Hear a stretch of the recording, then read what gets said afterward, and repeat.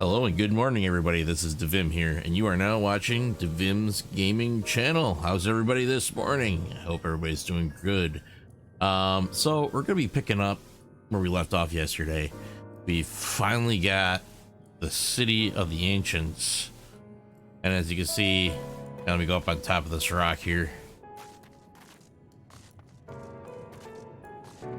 It is quite a sight to behold.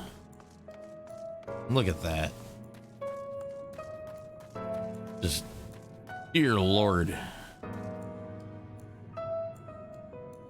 This is the city that the Ascians used to live in back before their world was torn asunder and broken into the reflections that we now live in today. Just simply beautiful, amazing, and breathtaking. Kudos, Square Enix. That is just one beautiful, beautiful sight.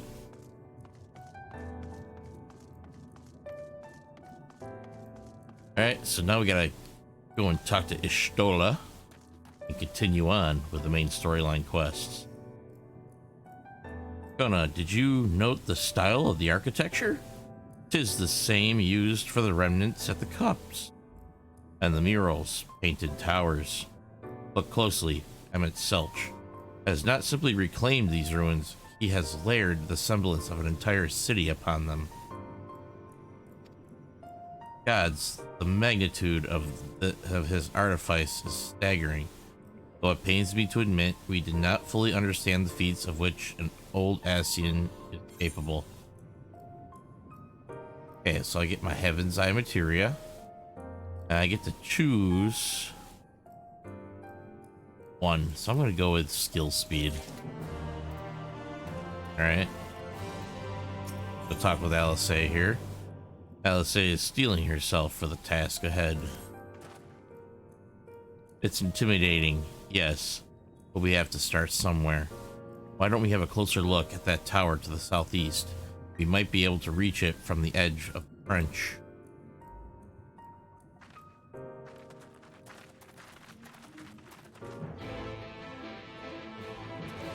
All right, let's mount up.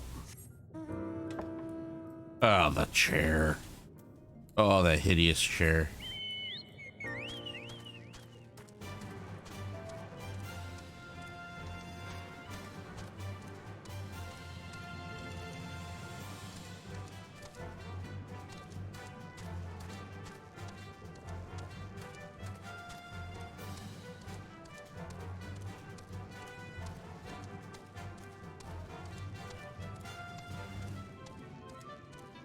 And yep, we're able to reach it.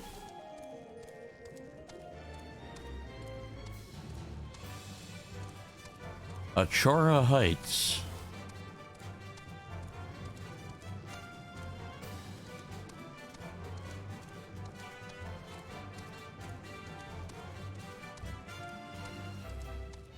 Imposing door.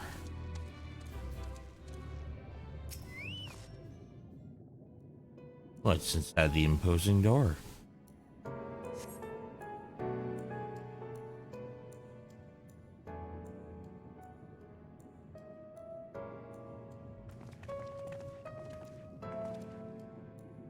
Look at the size of those doors. Now I know how pixies must feel.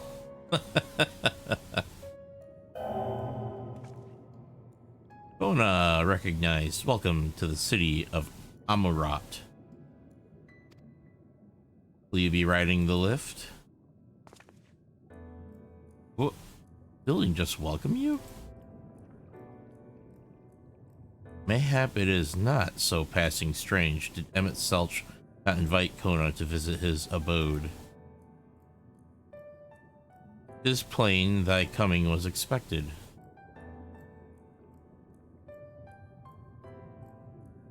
And where will this lift be taking us? The lift serves every level of Achora Heights. It is presently configured to convey passengers directly to the ground floor. Well, there you have it. In the absence of some few hundred yalms of rope, we have little choice but to accept the offer. With emphasis on the we, I'm not about to let you walk into that place alone.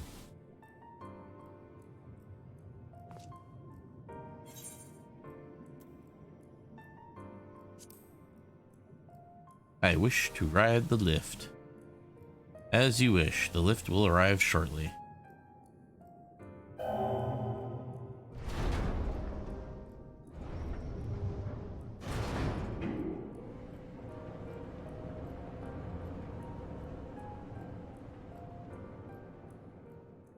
Next stop, ground floor.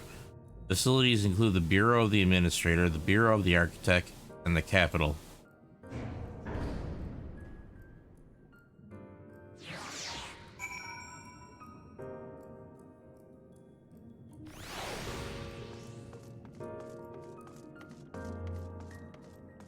Wow. Let's look at this.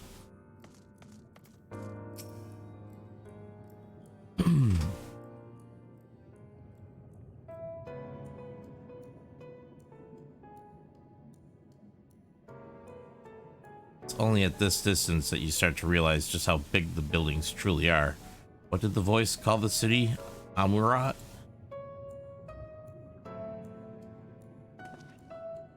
Look, over there.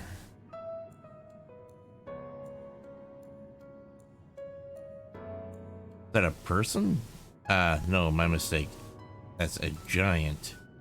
Doesn't seem to have noticed us yet. Giant or no, a resident of this place may have much and more to tell us. I say we make the first move. Alphino, you can't just,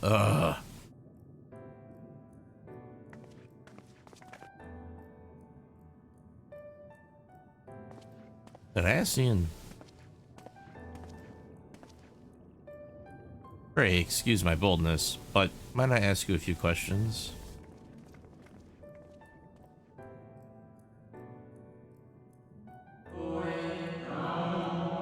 Oh, what adorable costumes. Are you children on an excursion? This district has much to teach you. How odd. That sounded like no language I've ever heard, and yet I understood every word. Just as he understood us.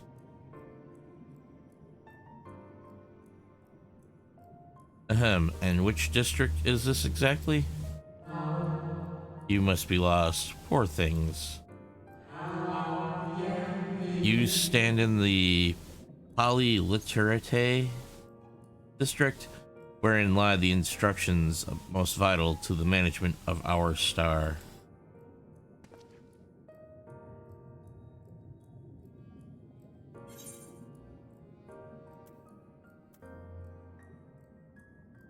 Tell us who rules the city.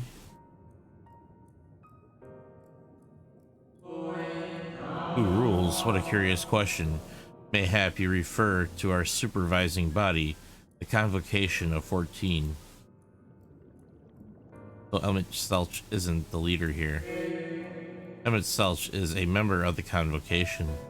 Were you hoping to witness its deeds firsthand? Hardly surprising, I suppose. The whole world holds its breath as the final days draw near, and our brightest minds race to implement their plans.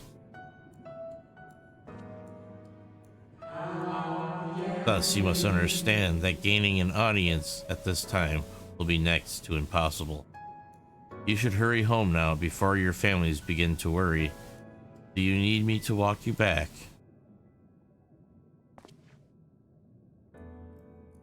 No, thank you. We'll be fine.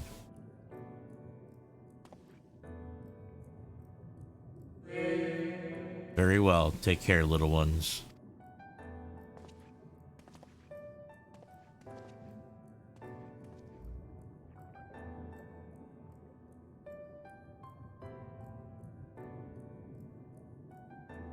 What was that all about?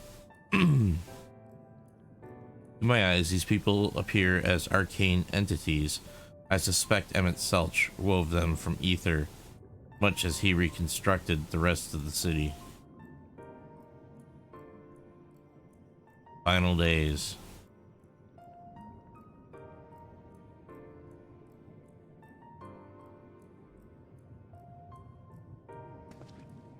Such words, well, befit the oblivion described to us by our Ascian foe. A catastrophe of unprecedented scale, which did set in motion the summoning of Zodiark and thence Heidelin herself. But that happened centuries and centuries ago, didn't it? That men spoke as if they were rushing to avert a disaster here and now.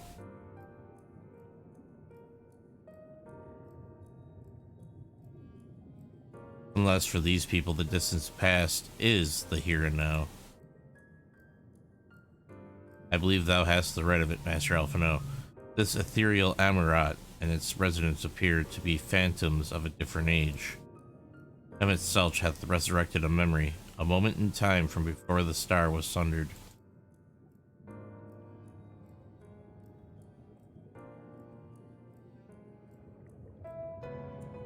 So we find ourselves in a long destroyed city inhabited by the long departed, an unusual situation to be sure, but at least we're able to parley with these ancients. In fact, they seem downright eager to chat. I say we use this to our advantage. Split up, strike up some conversations to see if we can't learn the location of our quarry. And while we're at it, it wouldn't hurt to wheedle out a few more details regarding this convocation of 14 and their impending disaster.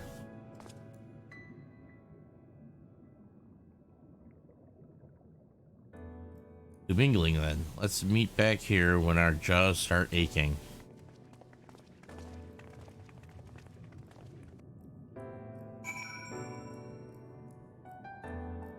You know what I forgot to do? I forgot to turn on my chat.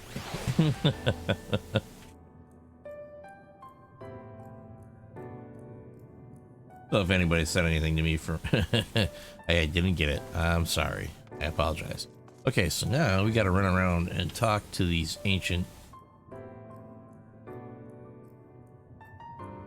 Okay, so they're saying there's something up there, or do I just talk to the people around here? Oh no.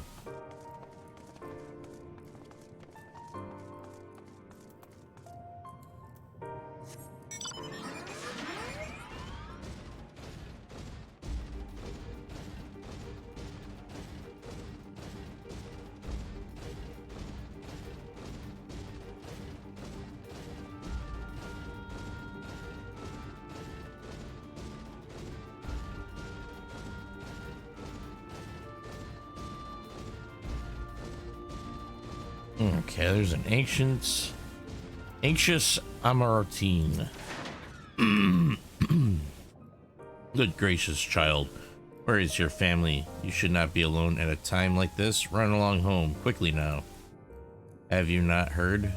Though yet confined to the lands across the sea, a terrible phenomenon afflicts our star. They are calling it the final days. This said it starts suddenly, a cacophonious keening from beneath the earth. The sound distorts all living things within earshot and wrests from us control of our creation magics. Once that happens, all is lost. Fear, pain, despair, every dread impulse is siphoned from our minds and given substance. An eternal fall of fiery rain, an incessant spawning of nightmarish beasts. None can point to the source of the phenomenon. It is as if the star itself has fallen ill, as if a force inimical to life now festers and spreads. It is only a matter of time until Amarat 2 resounds that discordant squall. You should stay with your loved ones, child. Stay with them.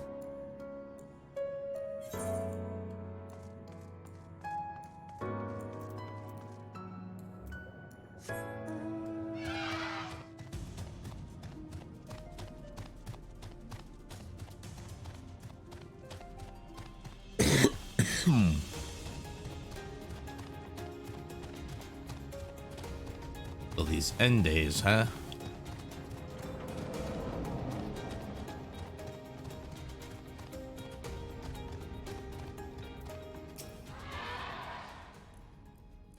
An audience with Emmett Selch? I am afraid you have the wrong office, little one, and besides, he will be far too busy to field the questions of curious children.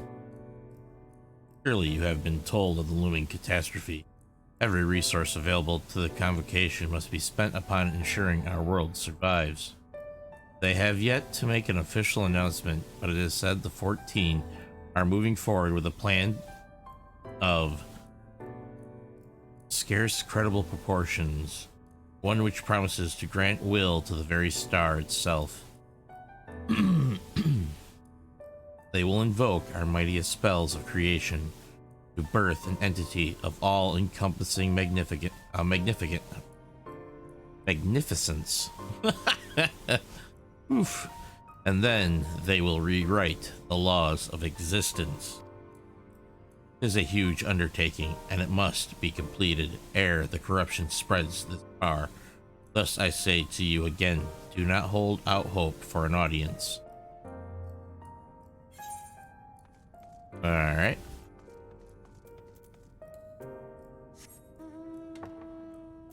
Ugh, the chair.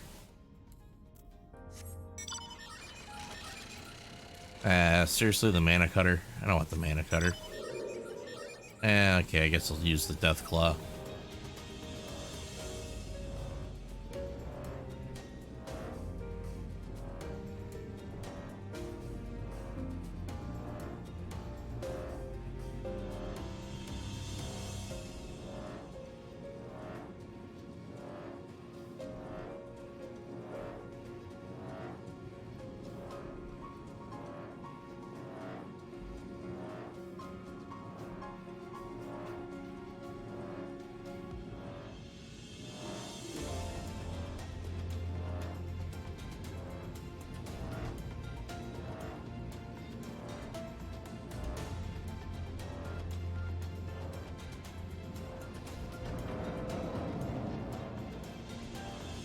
Alright, here we go. There's the last one. 'Twould seem the hall is host to a most precocious visitor this day. And what, pray tell, shall be the subject of our discussion, young one? The convocation and their handling of the coming peril. It's only natural that you should have questions. Shall we begin? The members themselves. As we all know, the 14 are the wisest and most puissant among us. They are the stewards of order, responsible for decisions which keep the star turning season after season. Be it the speaker, La Habrea, the emissary, Lidibus, each seat is occupied by an elected sage of surpassing Logriff, Metron, Emmett Selch. Their individual titles have, as a gesture of respect and a matter of tradition, become synonymous with their incumbents. Thus, it is with great incredulity that I greet this recent rumor that a seat in the convocation is doomed to be left vacant. If proven true, it would be an unprecedented development, a testament to the immense pressure under which our saviors are toiling, I should say. In any event, I, for one, am confident they should deliver our star onto salvation. Okie dokie. Now let's head back to the others and put together all the data and information that we have reconnoitered.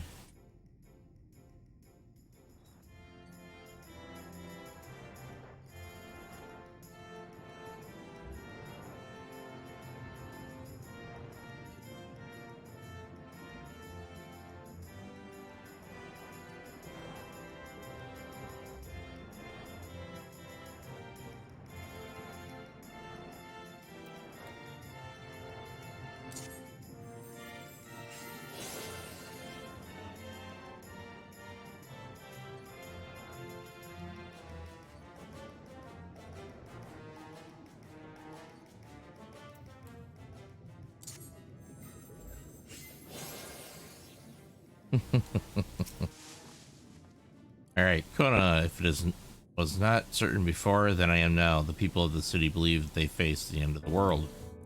I cannot imagine what purpose compelled Emmett Selch to recreate this ancient Amarat, and yet I fancy I hear his words to us echoing throughout this ocean trench.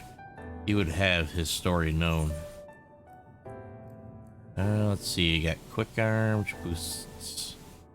Yeah, we'll do quick arms so we can get skill speed boost. Alright. Then we talk to Alphino again. Oh, I got an Aether Current. Alphino is awaiting the return of your other companions. We can compare notes once the others return. Hopefully, then our next move will become clear.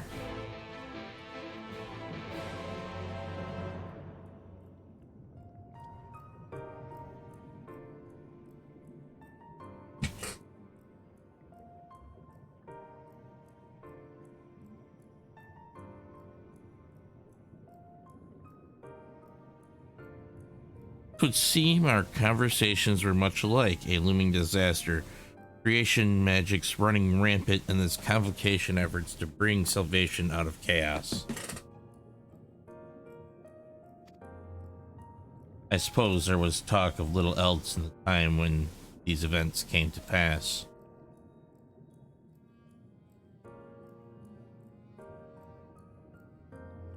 Riange, if I may, what are your thoughts on the ancients' art of creation? A fascinating discipline indeed. Aught the mind can conceive may be rendered in reality. All that is required is a clear concept upon which to focus one's will.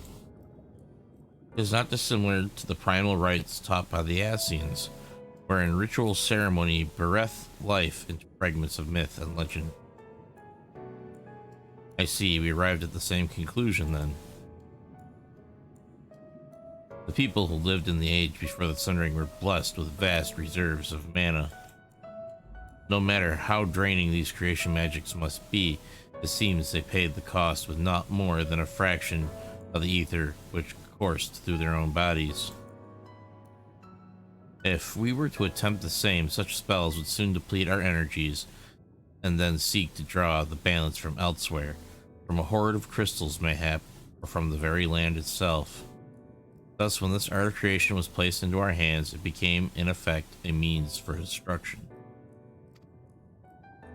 An interesting matter which no doubt bears further study, but despite all these revelations, I worry we are no closer to finding Emmett Selch.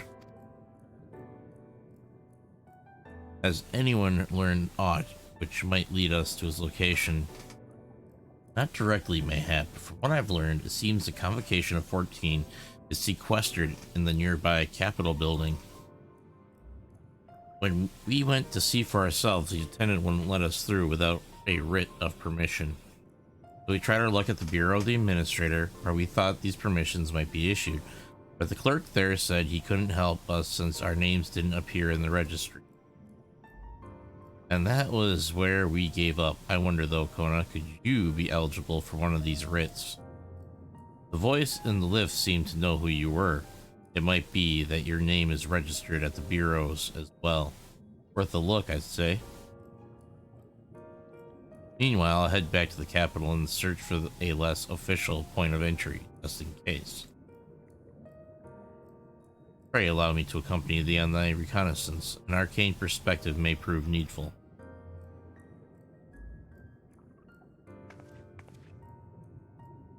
I think I'd like to speak with more of these ancients. Maybe they know something that could help cure Kona's condition. You mind coming with me?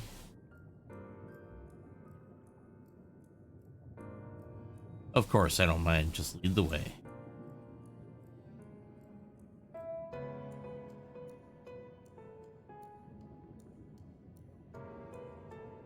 The D'Stola and I will busy ourselves with further exploration. There is surely more intelligence to be had. And so we part ways once more. This time, however, let us reconvene in front of the capital.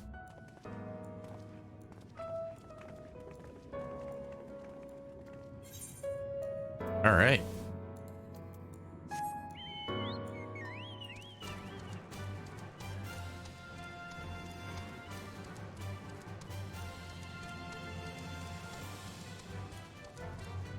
Like there's actually quests up here, huh?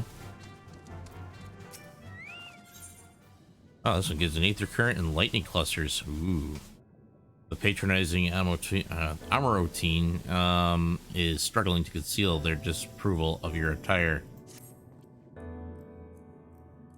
I must say, little one, those garments you're wearing, they are your own original concepts, I take it. Clearly they must be, given their rather singular flamboyance.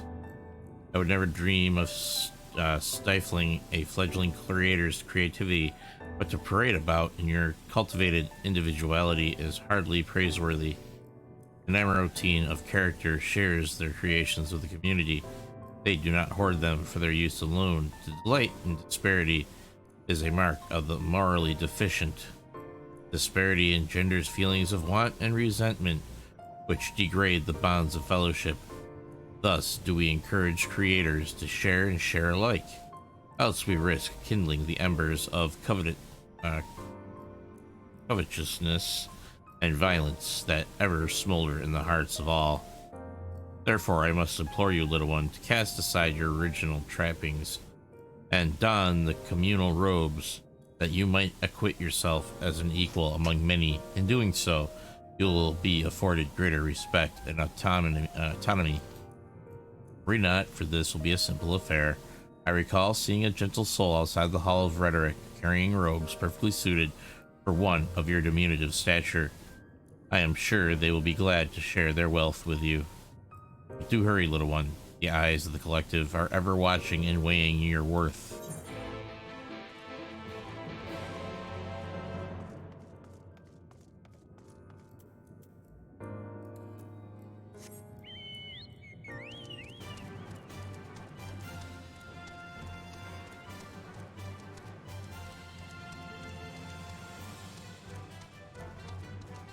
All right. Get ourselves some robes.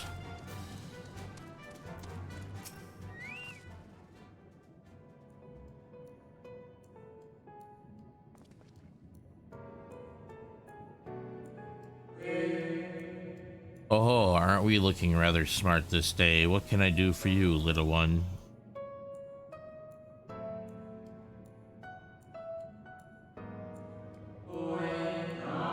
Robes to serve in lieu of your ensemble? Ah, how prudent. Alas, I have nothing I can offer you at this present time. The one your associate saw me carrying earlier were a failed experiment. I never intended to make them so small, but disposed of them shortly thereafter. Failed experiment?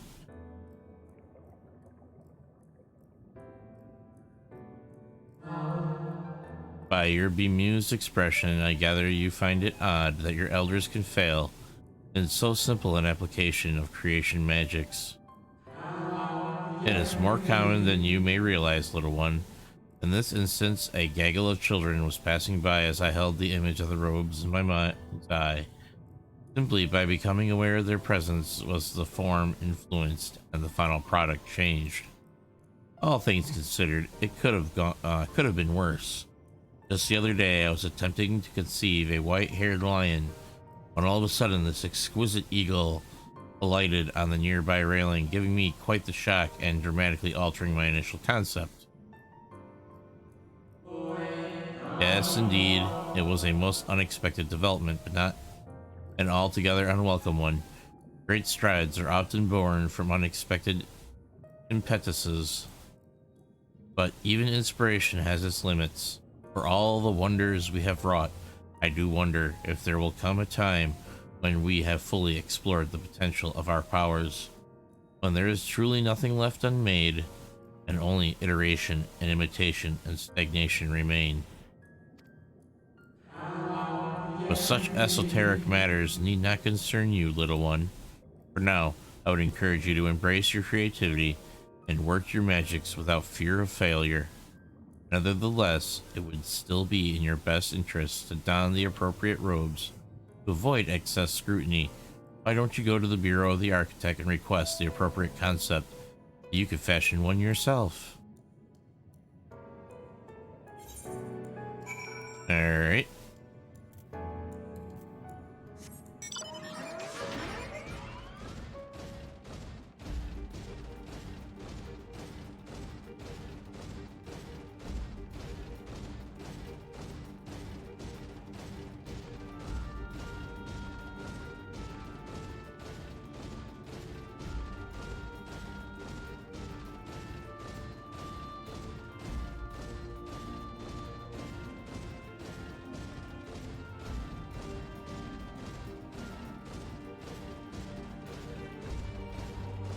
to the Hall of Rhetoric. Or Architect. I was already at the Rhetoric. Now I'm at the Architect. And if I go over here and talk to the Concept Clerk, I can get some robes.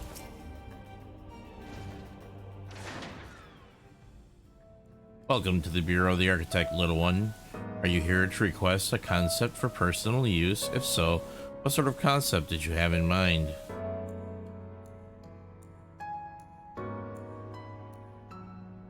Ah, communal robes. That will take but a moment to prepare. Before I fill your request, I should caution you. Pardon me for asking, but your creative potential is, relatively low. Is it not?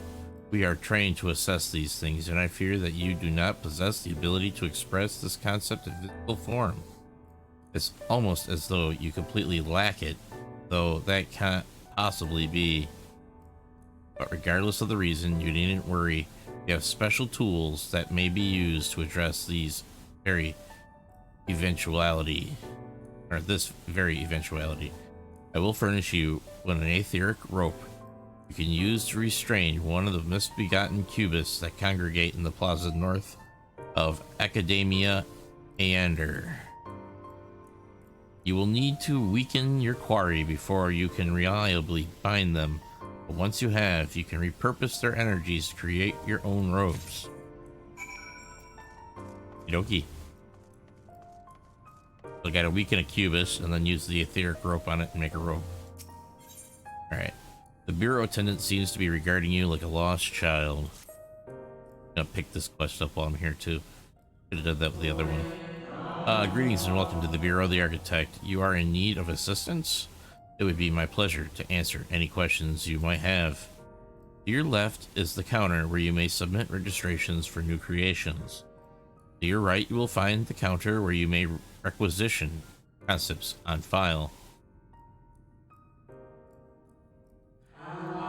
Am I correct in assuming you are not familiar with the services we provide?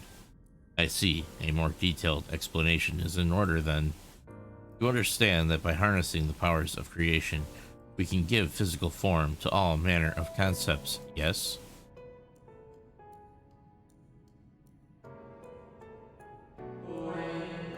Picture a bouquet of fresh, fragrant flowers, all the colors of a rainbow. Now picture those self-same flowers formed of delicate crystal, impossibly fragile and radiating hues beyond the visual spectrum. Every day our people push the boundaries of imagination to conceive new and striking designs like these. But there are limits to what a single individual can shape with their abilities alone. Those who harbor greater ambitions may offer their concepts to others here, that they might, the strength of many, accomplish what one cannot.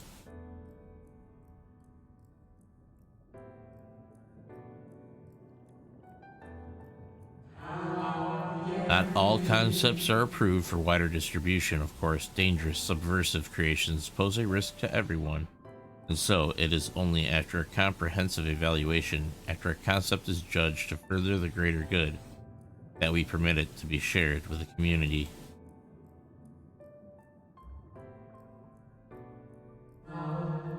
Do you understand, little one? Since you are here, I think you might benefit from conversing with some of the others currently availing themselves of our services. Why don't you go and speak with some of the citizens waiting for the registrations to be processed?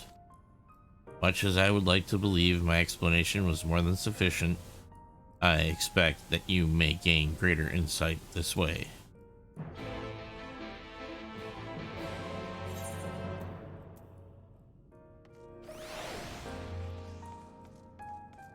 Alright, let's talk to the kindly MRO team.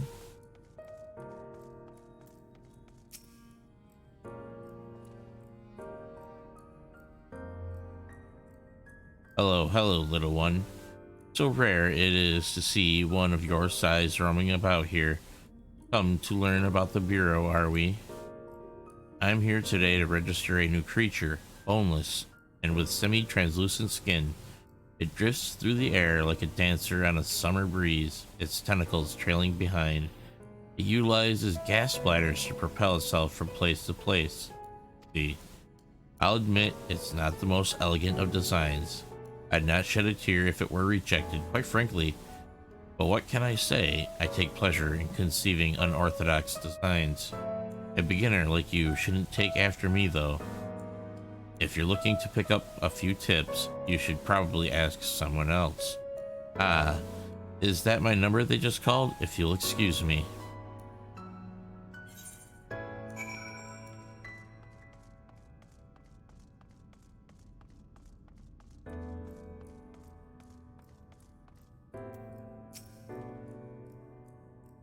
You, the child I saw speaking with the attendant earlier, I thought so. So young and already so eager to learn about concepts and creations.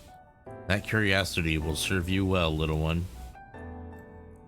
I've been credited with a few popular concepts, I'm proud to say. I'm hoping that my latest will be equally well received. Autonomous figures. I say my latest, but really it's the product of many others' efforts and individual insights. But such is the case for every masterwork, I reckon. Autonomy notwithstanding, these creations know no fear. They are wholly devoid of emotion and will without hesitation or resistance engage in any dangerous activity, even if death is assured. There's a beauty in that, I think, and I hope the officials do so as well. I tell you, there's nothing more nerve-wracking and thrilling than the waiting period before you receive the result. I love it and hate it in equal measure. Anyway, that's all I've got to say about it. If you're still keen to learn more, why not pester that worrywart over yonder? Come to think of it, I think their particular creation was designed to appeal to children. Alright. The Addled Amaranthine.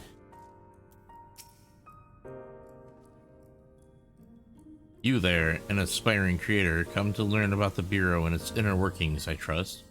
That's all well and good, but since you're here, perhaps you can help me with a little something. I've been refining a concept of mine for some time now. Adorable little creatures designed to be the perfect plaything for any young citizen, but I'm still terribly unsure if it's ready to be submitted for approval. Which is why I was hoping you might first put it through its paces and tell me what you think. Your honest opinion. I'll have no flattery from you, young man. This matrix will allow you to summon my creations, but don't use it here. Take it outside first, and don't be afraid to play rough. It's all part of the fun. Alright.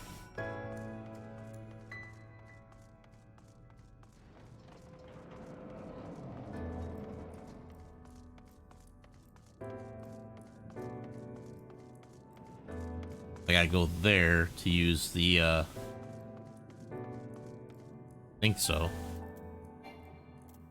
Valid target. Got responsible create. Oh, that's right up there. Okay. Gotcha.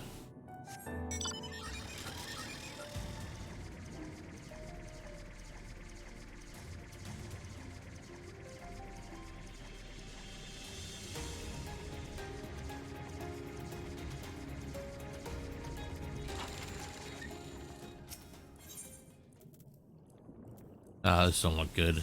It's a battle waiting destination. Oh, mischievous plaything. Oh, great. You sent some mischievous plaything.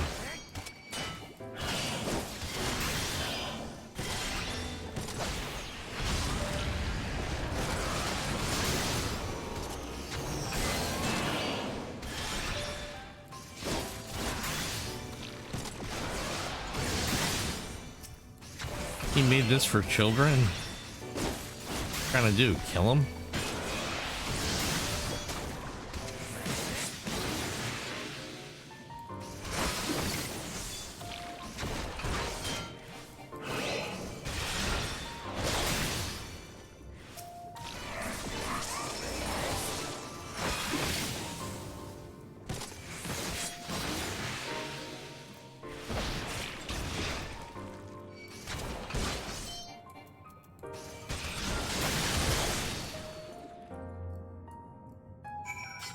Oh, dear Lord.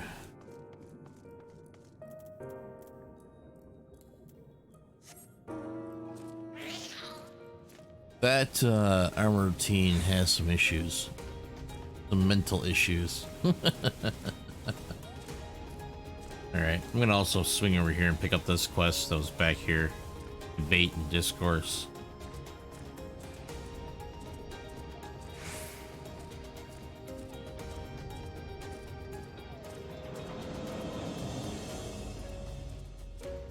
Loquacious Amartine. The loquacious Amartine wishes to engage you in a battle of wits. Greetings, little one. Come to debate, and at so young an age. How wonderful. Shall we retire to the benches and settle on a topic? Oh, my apologies for jumping to conclusions. My friends are not quite as fond of the Hall of Rhetoric as I am, so I have a habit of chatting up any potential conversation partners.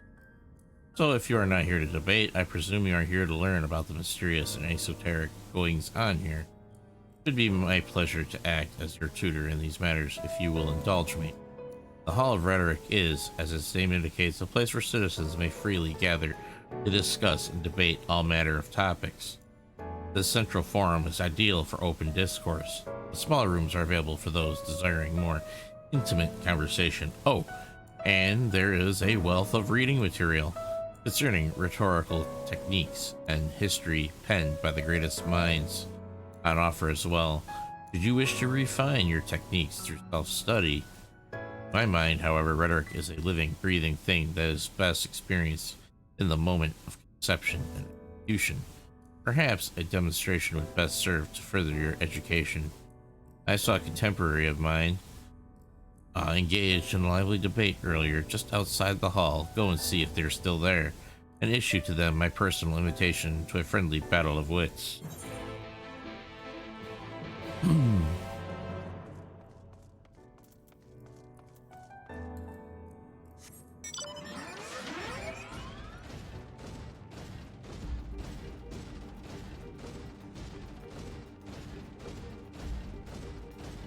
Emeraldine Firebrand. Okay. But that is precisely my point. That their obsession with the so-called mandate to approve only the most beneficial concepts for wider distribution, never mind the ridiculous subjectivity of their criteria, has let the Bureau of the Architect astray from its original purpose.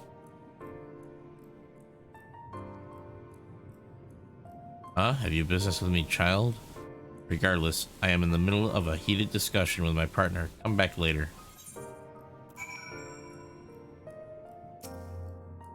No. My position has nothing to do with the intrinsic value of unique identity and whether or not it is retained. Rather, I posit that the reproductions of a given concept are inherently imperfect, and thus they are themselves unique, albeit in minor but significant degrees. And most importantly, this variance is not to be condemned, but celebrated.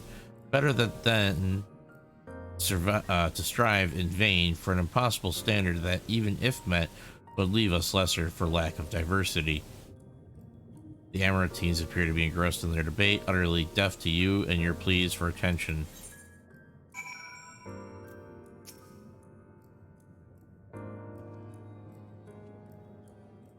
Why, aren't you a stubborn little bugger?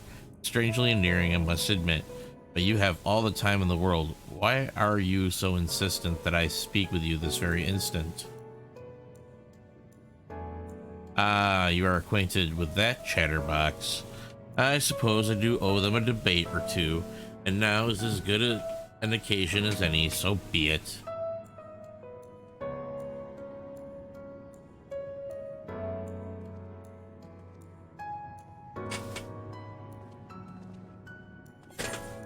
Alright.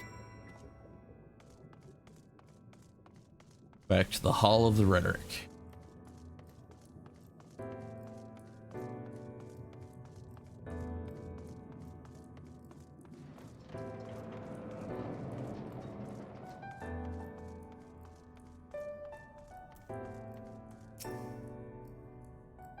I see you found my friend. Thank you, little one. Then without further ado, let us commence the promised debate.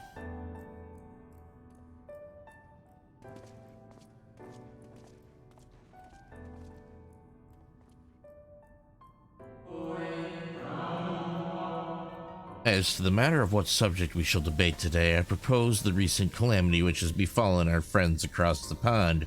What say you? The singular point of contention is, of course, whether or not Amarat should intervene on their behalf. I believe we should. The scale of the disaster which threatens that distant metropolis is of a scale heretofore unseen, and so equally considerable resources must be committed to counteracting its effects. I disagree. The scale concerns me less than the nature of the proposition itself. Who are we to unilaterally intervene in the affairs of those half a world away? Are we to be the saviors of one and all? Such arrogance may lead to our own downfall.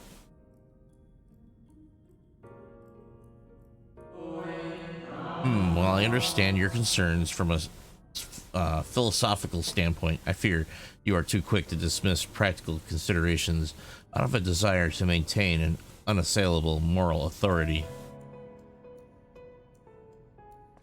But let us, you and I, hold here for the present and offer the floor to our young student.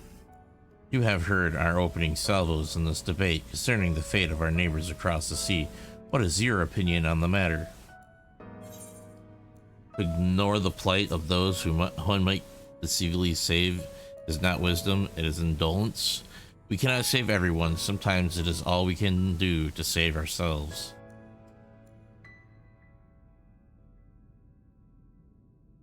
Let's see.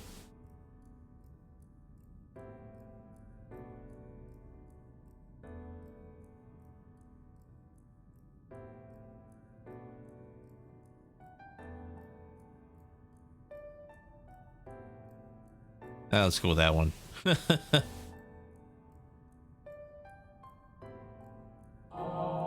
Indeed, the same can be said regardless of one's opinion on the morality of intervention. There is a clear and undeniable benefit to Amarat in using the situation as a testbed for our newest creations, that we might develop and refine our defenses against a potential threat to our own fair city. How readily you cede the moral high ground. Was it not our young friend's point that we have an ethical obligation to aid those in need? Yet not only do you instead elect to focus on the benefit of Amarat alone, but you also deprive our distant neighbors of the agency to determine their own fate. You misunderstand me. What benefits Amarat benefits all creation. I firmly believe, for the knowledge and wisdom we stand to gain from intervention can then be shared with others, empowering everyone to more effectively surmount similar trials in the future.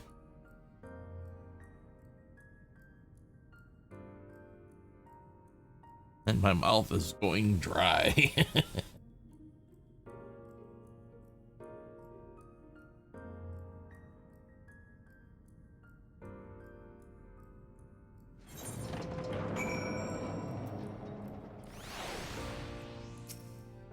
Alright, let's pick up this quest.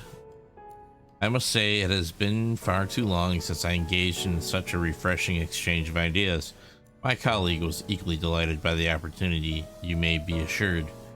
Some decry it as little more than an academic exercise. After all, we failed to reach a meaningful consensus, but I dare say they missed the forest for the trees. Are we not more enlightened by the experience? Have we not been exposed to a greater variety of viewpoints? Is there not value in this alone? I truly believe we are blessed to be part of a society that exalts the free exchange of ideas, and that encourages active participation in the public discourse. This may have been no more than your first foray into the exciting world of rhetoric, but I sense you have the soul of a debater in you. You may well have the potential to change Amarat in ways no one has ever thought possible. I shall be watching your trajectory with great interest, my young friend. Alright, got ourselves another Aether Current. Actually, I'm going to take a look at this. Probably like super low on... Yeah, got like 4 more findable ones out there, and 3 more quest line ones. So let's see, you got 1, then 2, and then 3 with the greater purpose. So that'd be 3 quest line ones, and I just gotta find the findables, the ones that are randomly scattered throughout the zone.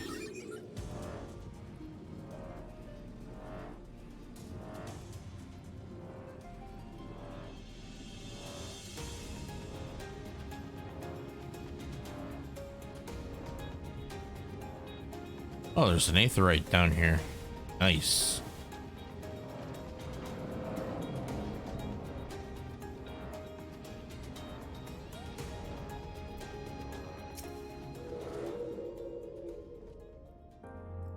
How did you find my lovelies? Were they as delightful and engaging as I hoped? Tell me everything, spare no details. They wanted to murder me. I say, they spouted nonsensical phrases and attacked you like mad beasts? How distressing. Not at all like what I intended. My sincerest apologies to you, little one, for the unpleasant experience. Still, from these experiences do we grow stronger and wiser. I look forward to the day when you will try your hand at creation too.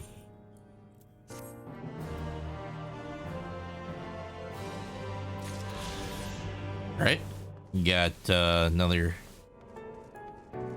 aether current.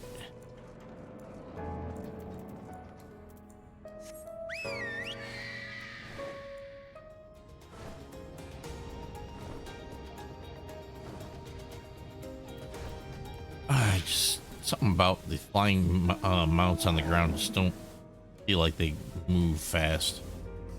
Their movements are so slow, and it just makes me feel like I'm moving at a snail's pace. Actually, let me see here. I want to go up this way. Go down this way. Yeah.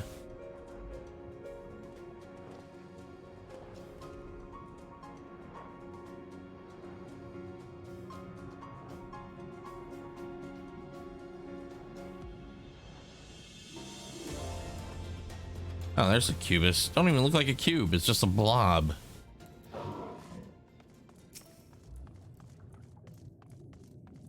right, summon up Zephyrus. Give him 2 just all greens so I get an hour worth of time with him. Switch over to healer stance and beat the snot out of this blob monster.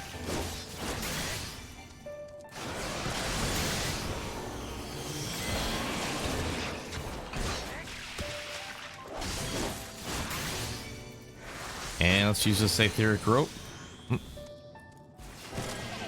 Ah, it blasted me with this hydro wave.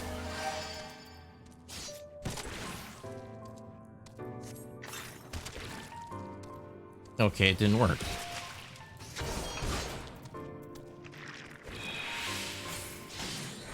There we go. Got it. Now I gotta run all the way back and get my special robes, possibly, so that I can walk around looking like a Amarotine myself.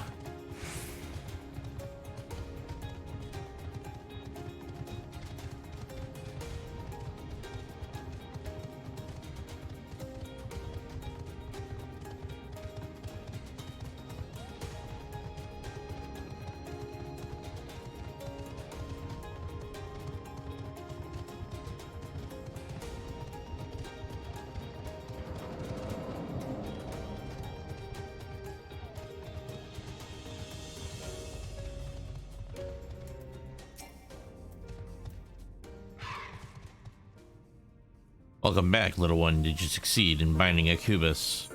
Yes, I did. Here you go. Robes. Now, give me.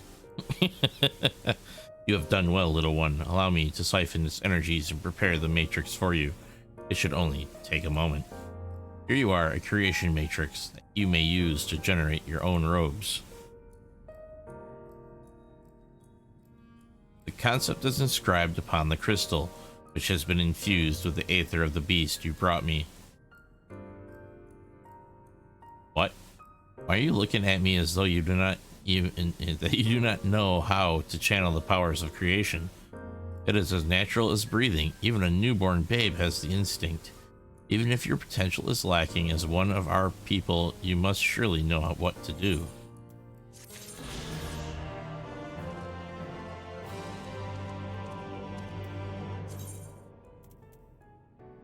I don't get robes? No robes. All I got was a lightning cluster. I want to do some cool robes.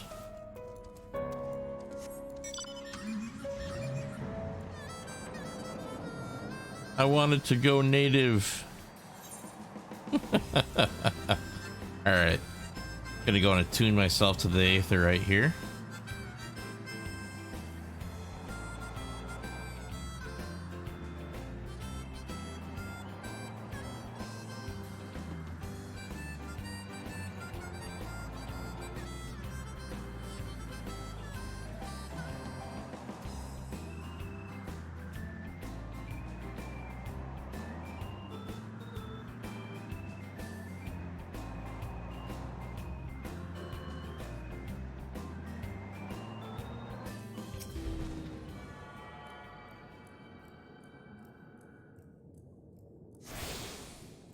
And I have now been attuned. Now to the Capitol building, which is just right here in front of us.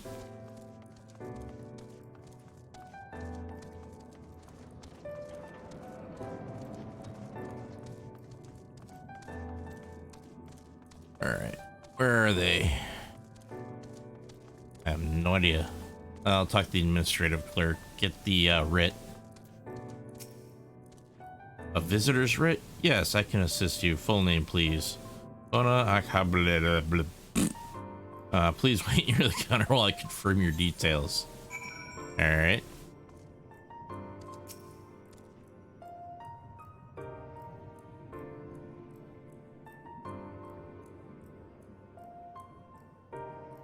Akhabla. Your application is ready for collection. All right, so now I go do the administrative clerk again. As your residency was approved by Emmett Selch himself, further forms of identification will not be required. Here are your application documents. Submit them to the Bureau of the Secretariat, and the clerk will issue you with a visitor's writ for the capital. All right. Where is that? Oh, holy cow, it's all the way down there. It looks like there is a provisioner. Oh, nice. Like I buy bait, dark matter, and just all greens from him. Cool. All right. What do we got down over here at the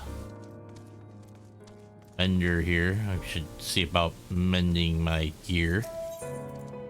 Okay, let's repair all. I'm gonna take a look at everything else, see if there's anything that might be needing of repair. And the rest of my inventory.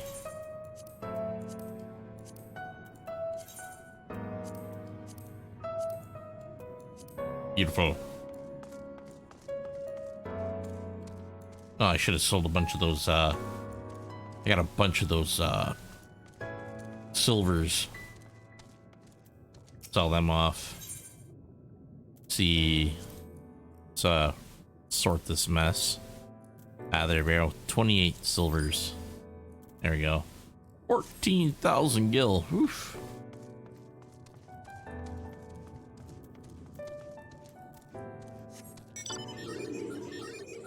Man, it's really liking the death claw.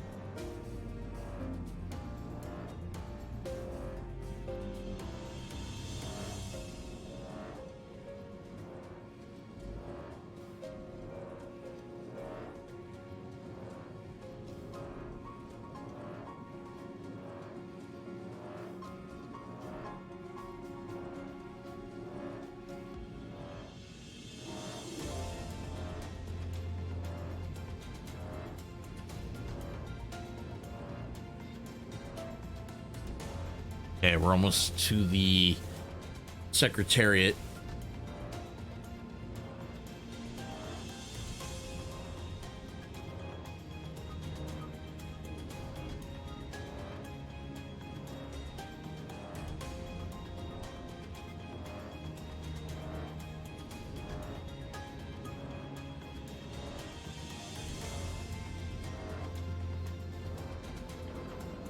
Give me a second, I'll be right back, guys. There's just a really cold draft.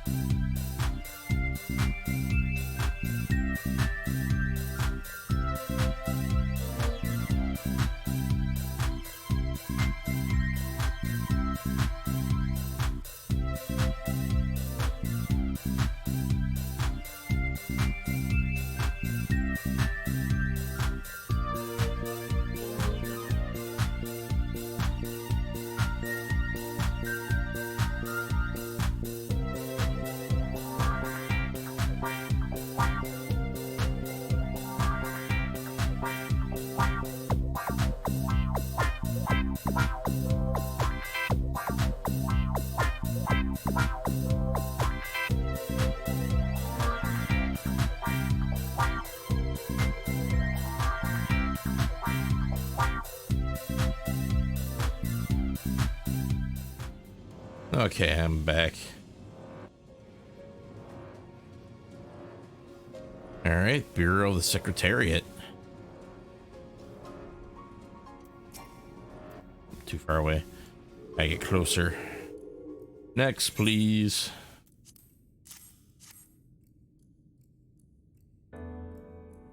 Visiting the capital, are we? Please take a seat. Your name will be called once your application has been processed. Okie dokie. And I need to climb up here and sit down.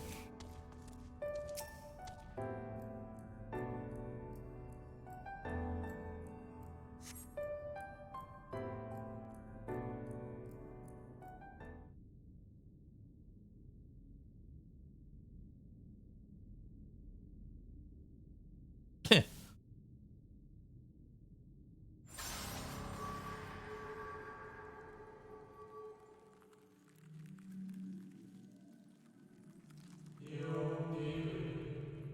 May I?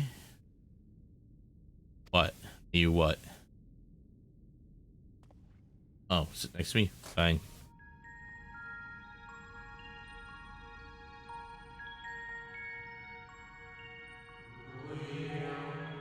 You think... You, I think, are from a time beyond ours. Have you followed in the wake of Emmett Selch? Nay, there is no cause for alarm. I am simply a shade, here and not here. I know only that my name is Hathlodeus, and that this city is a recreation, a phantom moment plucked from the well of history.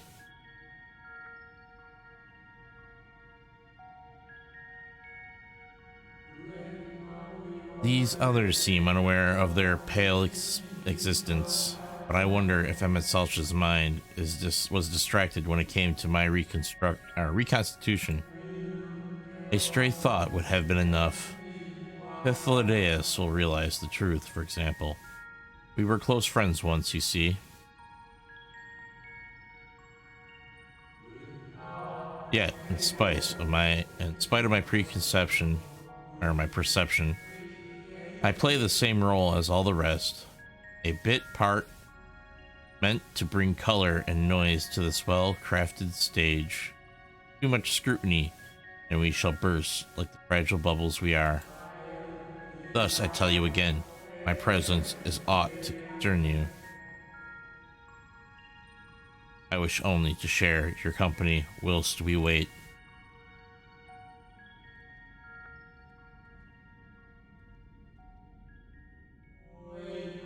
If you've come this far, then you know the catastrophe which awaits us on our morrow.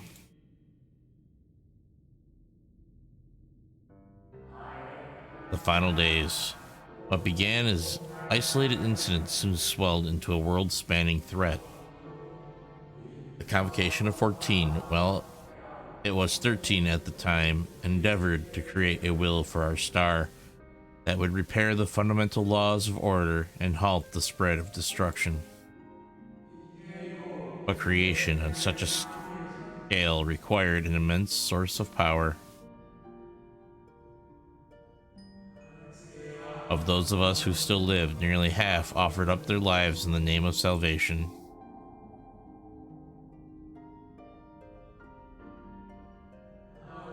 And from their sacrifice, Zodiac was born, just as we had hoped, and reached forth and halted the march of oblivion.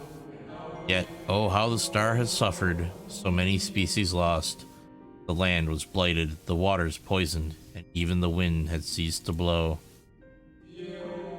Once more did our people give themselves to Zodiac, another half of our race sacrificed to cleanse the world, to ensure that trees and grasses and myriad tiny lives would sprout and grow and flourish. The cycle of life had begun anew, and we considered the means by which we might protect it. The Convocation decided thus. We would nurture our world until it was bursting with vitality. Then, when the time was right, we would offer some portion of its living energy to Zodiac. In return, he would restore to us those brethren whose souls had fed his strength, and together we would resume our role as stewards. There were, however, those who disagreed with this plan. They argued that enough had been sacrificed to Zodiac, that this new world should belong to the lives newly born. These dissidents surrendered their life energies in the creation of Heidelin, an incarnation of their opposing belief, and for the first time in history our people stood divided. Now, you, then, know you then, how this conflict ended?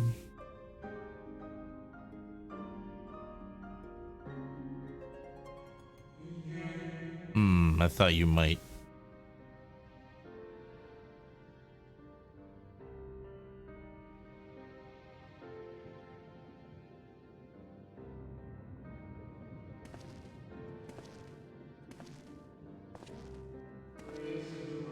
Emma Selch has ever been a champion for the will of Zodiac. The original plan may have been set back by millennia, but he will have not abandoned his course. He will pay the price for our return by whatever means is necessary. And though he may carry himself with a certain glib ease, Emmett Selch is not a man to bear his burdens lightly. In fact, I imagine they have only grown heavier with every passing century.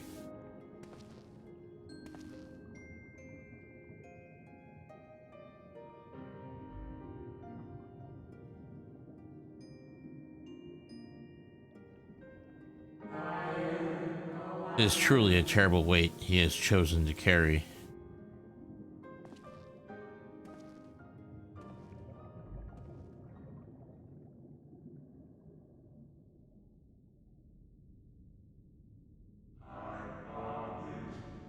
Gonna Akabla.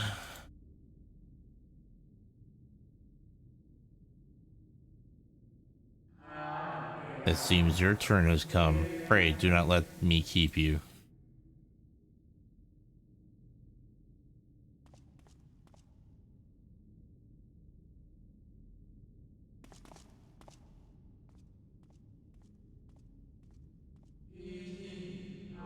There was one last thing. You walk with another at your side, yes?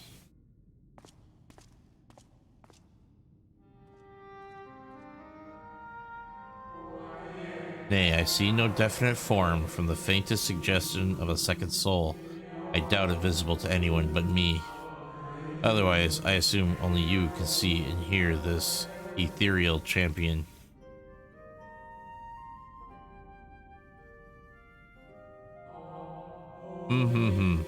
Your connection is hardly a coincidence. In our time, the two of you were one. The color of your souls tell the tale. A hue that distinctive cannot be mistaken, no matter how thin the soul is spread. Ah, this is just the kind of fate I might expect for one such as he. Surely Emmett Selch has recognized the hint of him in you.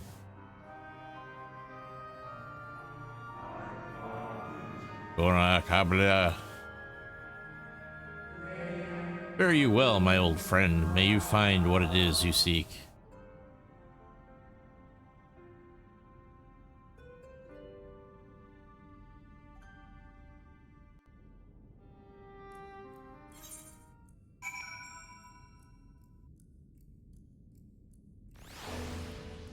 Alright, let's talk to the Secretariat.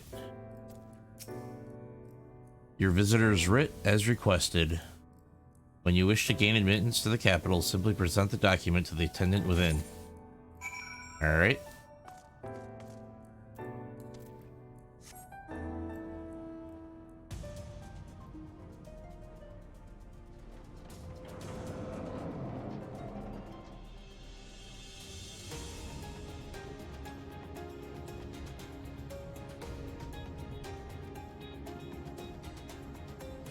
Oh, I thought that was the Capitol building.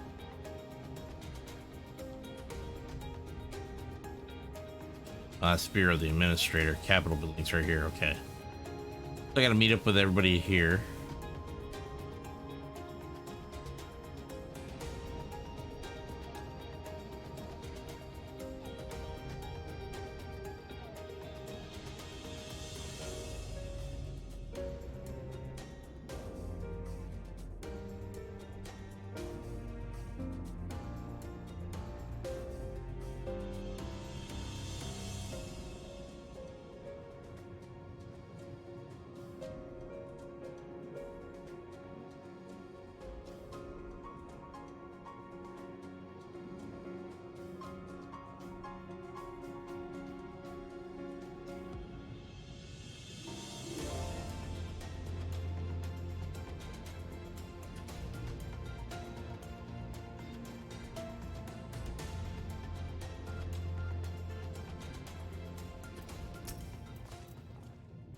Finally, you were gone so long, I was on the verge of a mountain rescue party.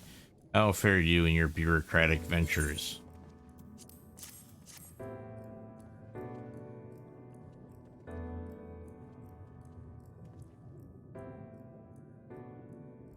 Ah, I see my instincts were correct.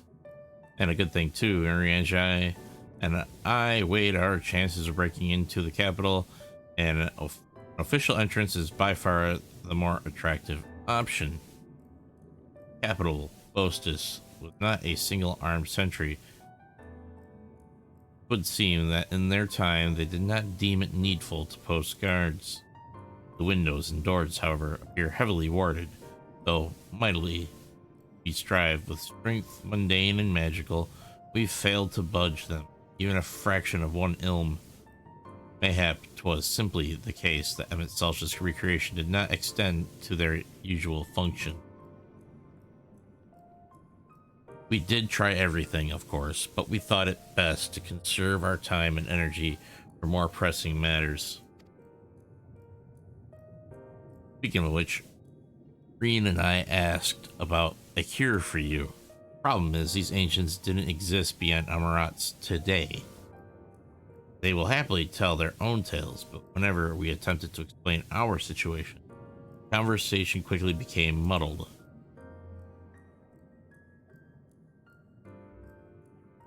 What of you, Kona? Was aught worthy of interest said during your efforts to attain a writ?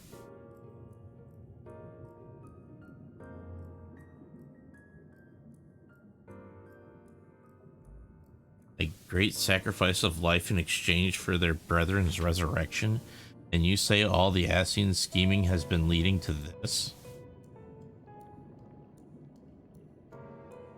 All this time, but if they still mean to enact this plan, then things won't end with the rejoining. I thought we knew their intentions in full, restore the world to its former glory, and in turn empower Zodiark to reclaim his throne as the will of the star. Yet that was merely a step along the way. I hesitate to put it into words, but We have to assume that following their final rejoining, the Ascians mean to draw on the lives of the Source to make their sacrifice to Zodiark.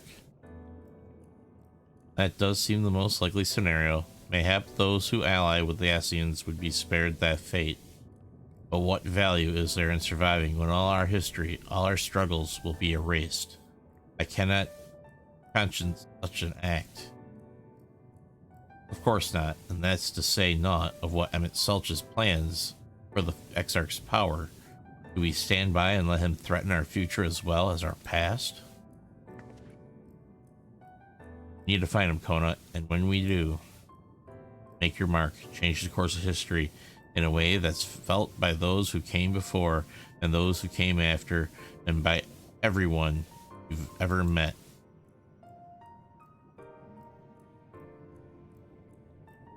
Change things so that even my other self, dying somewhere in that future calamity, will smile and say, I knew you would win.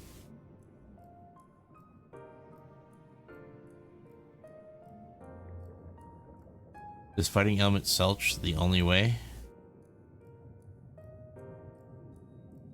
He created an entire city.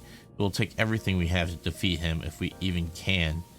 And if you push that hard in your current state, the light will break free. The decision to press on lies with you, just as it lies with each and every one of us.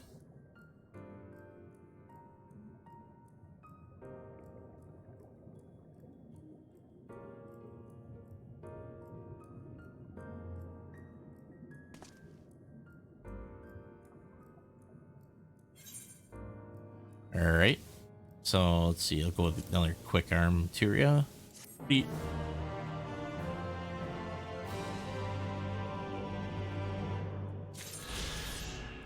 Alright, so now that I've got every single questline Aether Current, I'm gonna find those other 4 that are just hanging around waiting for me to discover them.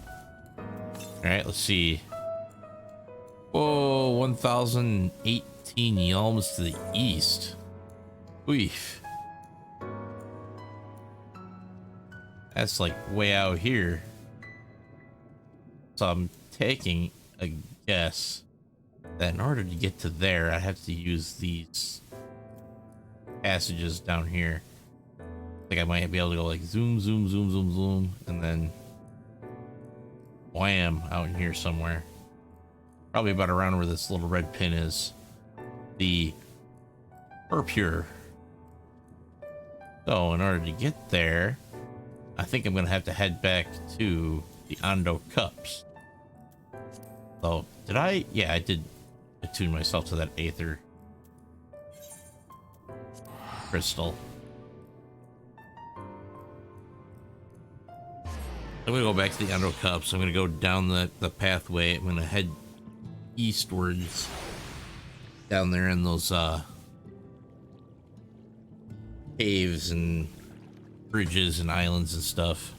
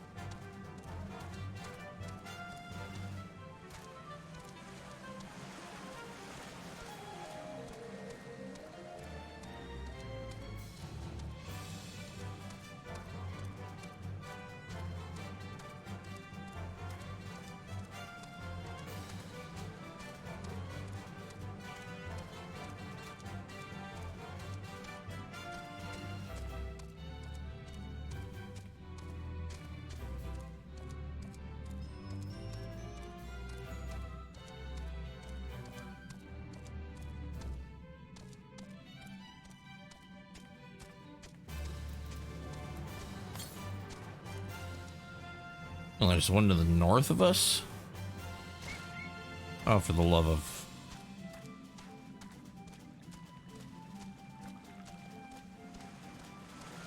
If that's the case, I might as well just head back up to the top and head north and get that one.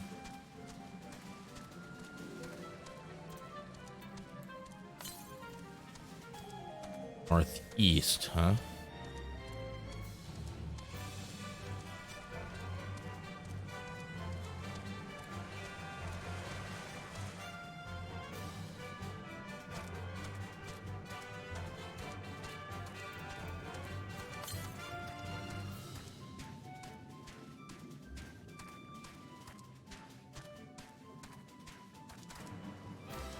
I forget all these. I can fly.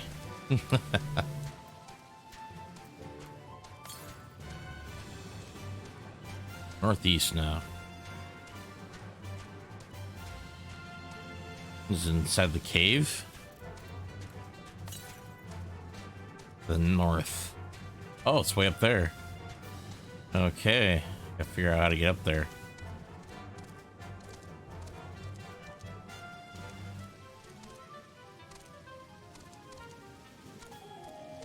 How in the heck am I supposed to get up there? I'm assuming from this side.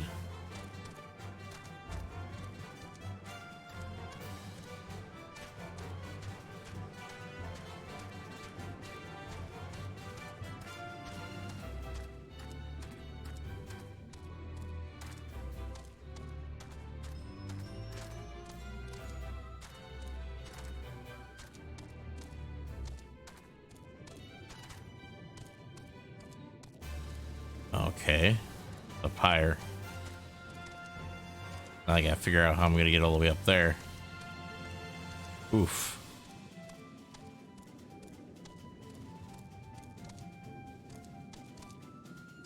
Something tells me I'm gonna have to go in the cave and then take some kind of pathway up. I think that's what I'm gonna end up having to do. Yeah, I think that's exactly what I'm gonna have to do. I don't think I can jump up there. All right, into the cave we go.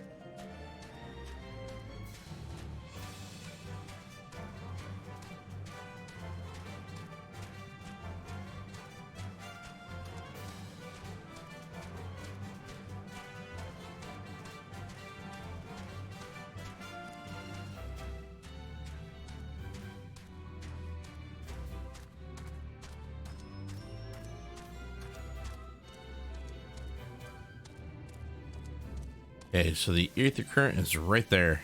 Awesome.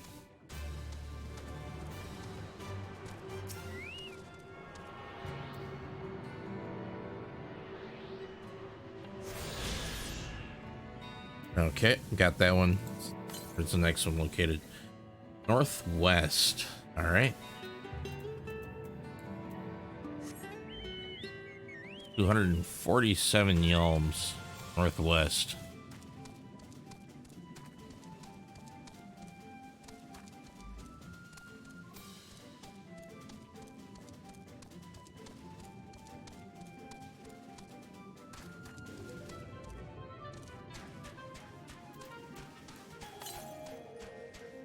To the west.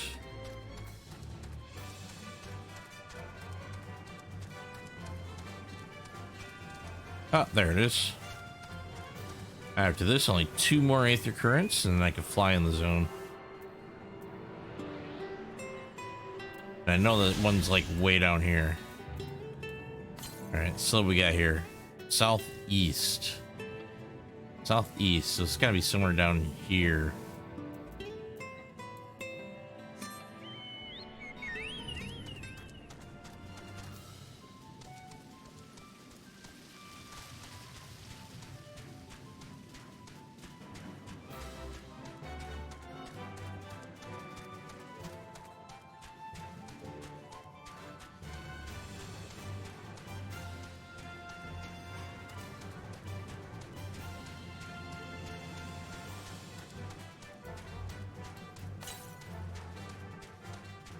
Still southeast.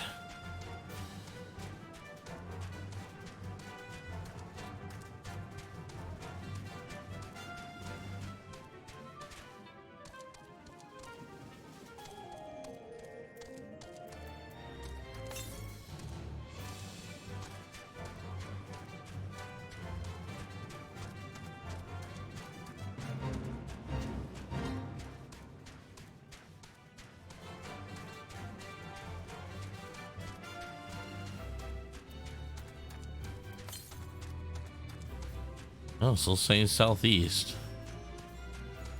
Well, I can't go any further southeast. So maybe it's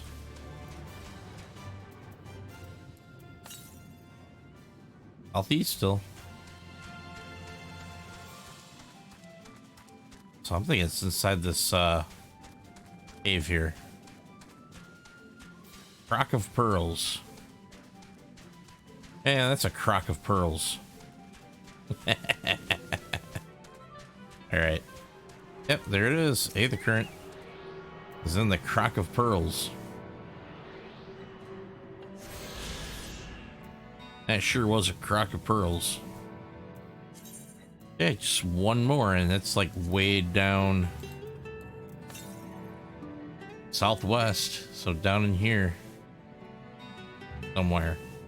Either down here, probably here, or here, or possibly even here. Only one way to know. Ah, come on, not a bird. Feels so slow. I know they're not. They're the same speed as everything else, but okay, black chocobo. We'll use the black chocobo.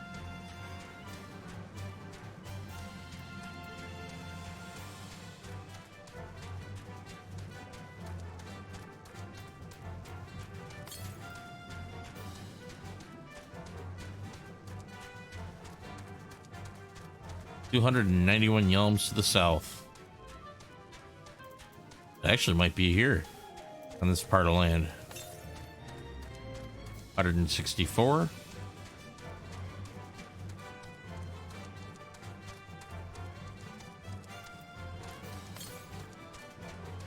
$76. Oh, it's right there.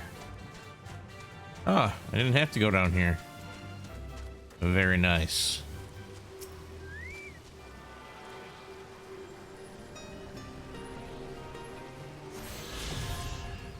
Yes. Now I've got the Freebird Tempest. I can fly. Yes. And I picked up freaking Flyer 3.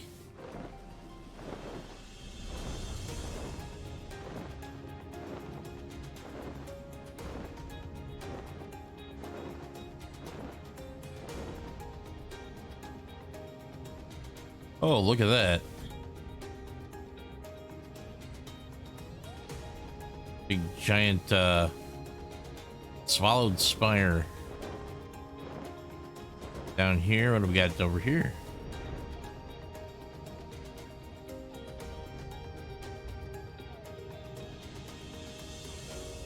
It's like some special location down here.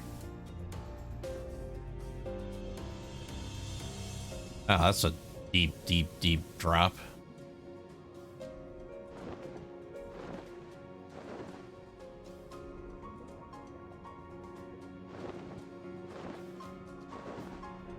The Purpure. Oh, wow.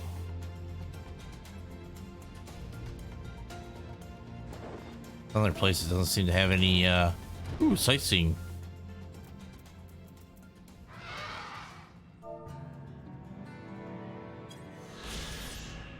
All right.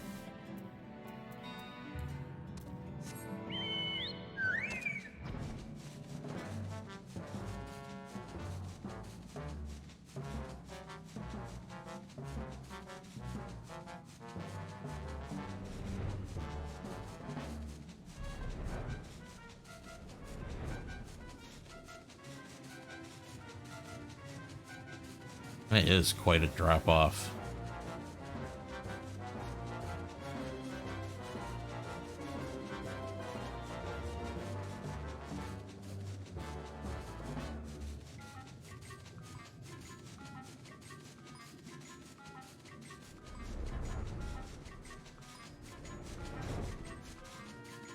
Oh, it's a good thing I didn't try walking all that landmass.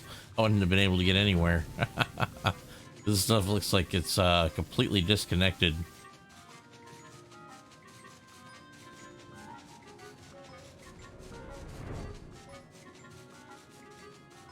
Some more ruins. Oh, ship. Ship debris.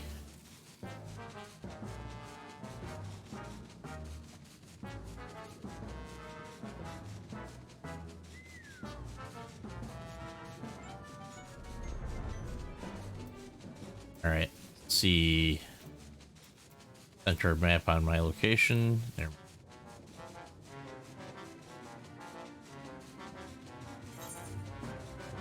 And up north, so I can get that other chunk that's missing.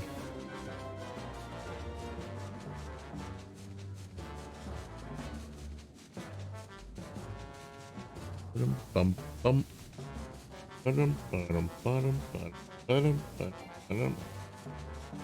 Oh, can't fly any higher.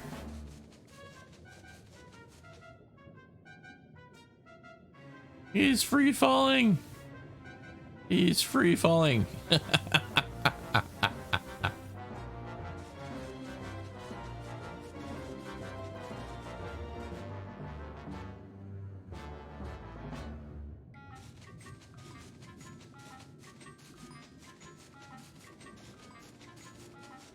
Okay, now how do I get this little section? Lord, there we go. Got it. Alright, back down south to Amarat. We'll get that last section of map explored.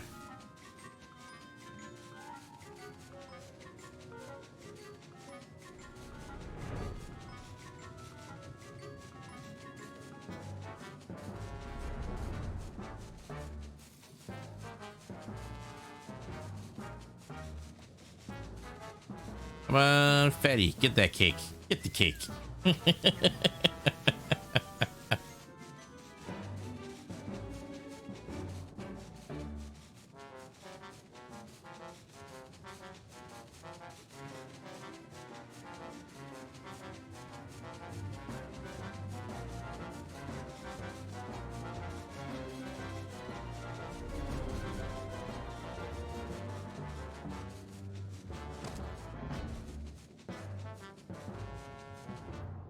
Free falling chocobo.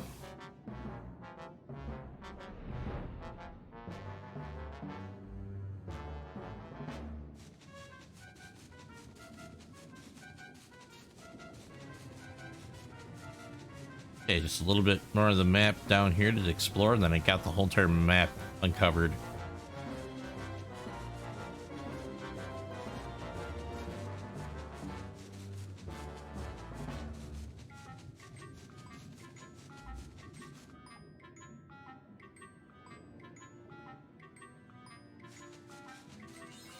Alright, covered the entire map.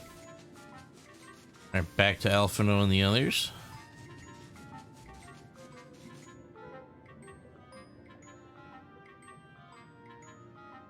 Look out!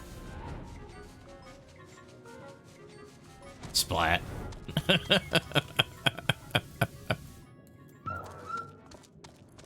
Alright, gotta talk to Alice A. Alice A appears to have made her decision. Do you remember that talk we had atop the tower in Mordsuk?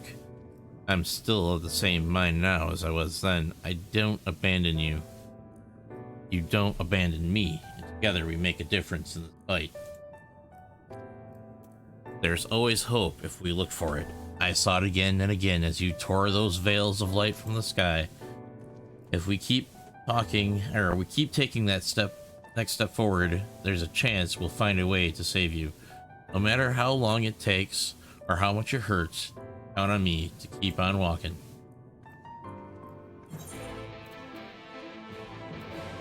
Okay. Alright, Alphino. All three spoke of the disaster we would bring upon our own heads. The ceaseless conflict. Imagine how he would sneer to see what's become of the first. Not to mention your perilous predicament. And yet, who can deny the fire your deeds have ignited in people's hearts? You achieved what my logic and ideals never could, uniting disparate peoples under the banner of hope and common purpose. Without you, that giant Talos would never have raised his head. I have borne witness to many such miracles at your side, and would do so again, but this is but another obstacle in the road. So come, let us travel it. Drag me through yonder in danger, as you are wont to do, and I shall endeavor not to slow you down. Right, now we gotta talk to Urianger. I think I gotta talk to everybody.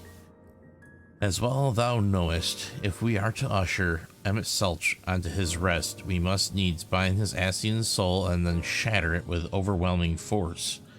The former task requireth aura sight, and such I have prepared upon the Exarch's asking, no less, though 'twas ever mine intent to provide said boon. The future whence our noble friend doth hail is a world fallen to Ascian artifice, and he would not see such grim history repeated.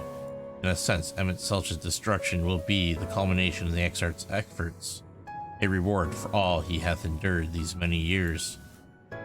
Yet, even as thou stridest into the jaws of peril, forget not but that, his fondest wished, and that of many others besides, is to see thee survive unto the morrow. 'Tis in pursuit of the happiest of outcomes that I do pledge to remain at thy side. Alright, who's next? Ishtola's next. Our time in the First has been a never-ending succession of trials as arduous as our path in the course ever was. Yet through all our journeys together, through that deep and foreboding wood, you have helped me to stay true to my convictions. Thus would I return the favor. Do as your heart decrees without hesitation or regret, and that is all I will say on the matter. Okay. Now, Thinkrid. Well, this has put everyone in a solemn mood, hasn't it? Honestly, we're not even sure this will be the end of it.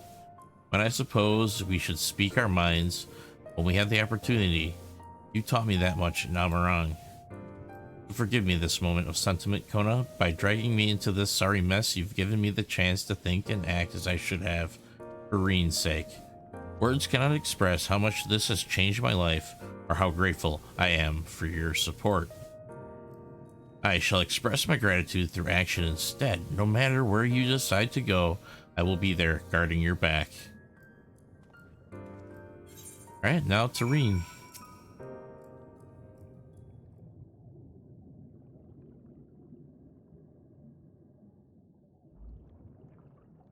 When Menphilia entrusted me with her powers, she warned me that no matter how strong you become, you can still fall victim to despair.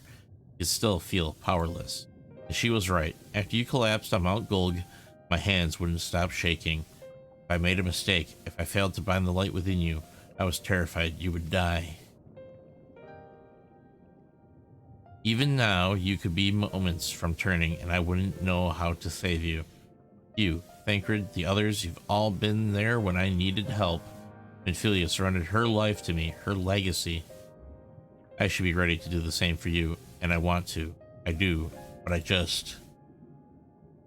I'm not good enough. She told me to follow your example, and I've tried, and I've really tried.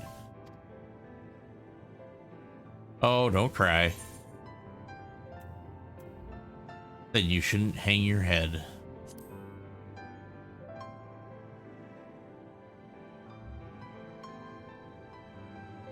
I shouldn't?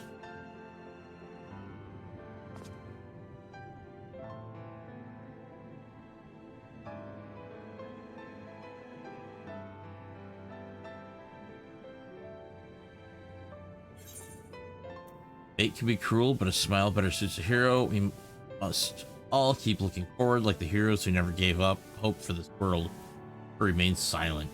I I think I'm gonna go with fate can be cruel, but a smile better suits a hero.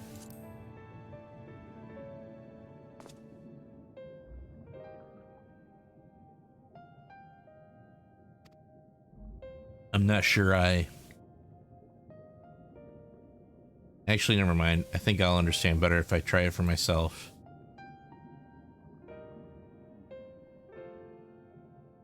No, nothing will come of brooding here in self-pity. I've made my decision, Kona. I'm going with you. Good.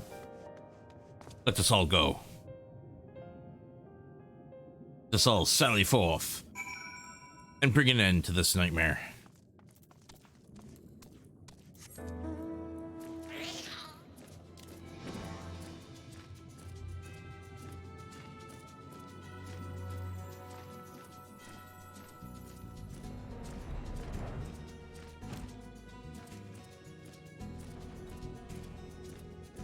Okay, we got the capital attendant right here in front of us. Welcome to the capital. All visitors must present an official writ of permission before admittance will be granted. Your documents appear to be in order. You may proceed into the capital, but any guests you may choose to bring with you must remain in your vicinity at all times. All right.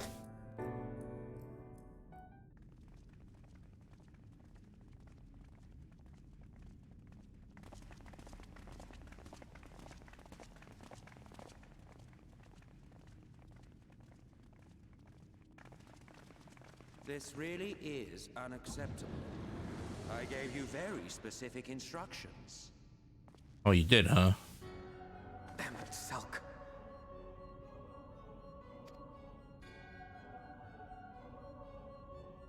My invitation was for an abomination, ripe with the power to bring about the world's annihilation. Not this half-broken thing. Whatever am I to do with you?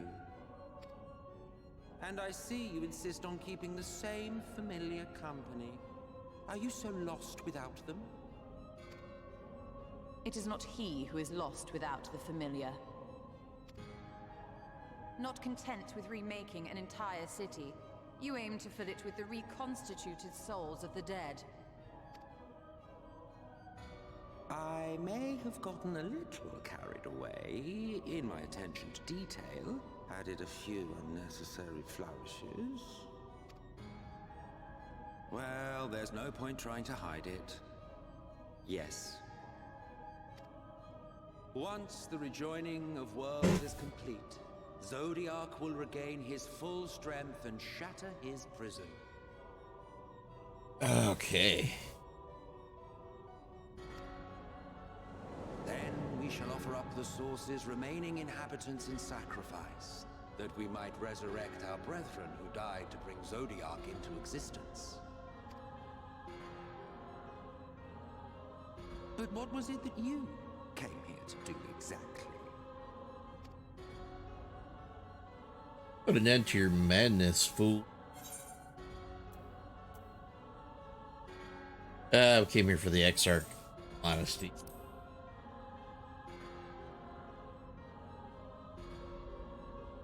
Well, you can't have him. The wisdom that man guards may open up new worlds of possibilities. He has unlocked the secrets of travel across the rift, and through time as well, it would seem. Quite an accomplishment for one of his incomplete nature. I must explore the limits of his capabilities, and harness that power for the Ardor.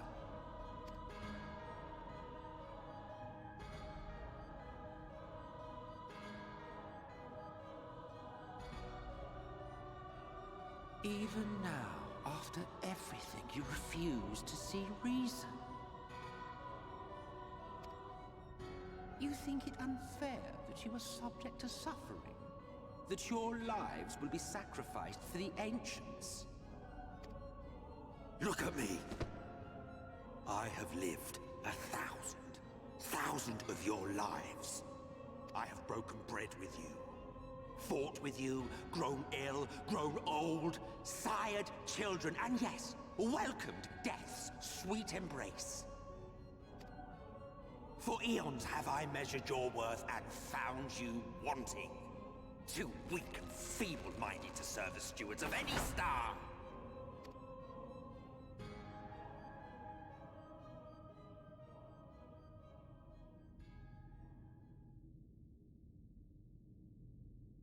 Have your recent spats with Vorthri and his Sin Eaters taught you nothing? Have you not learned that your ignorance and frailty beget only endless misery?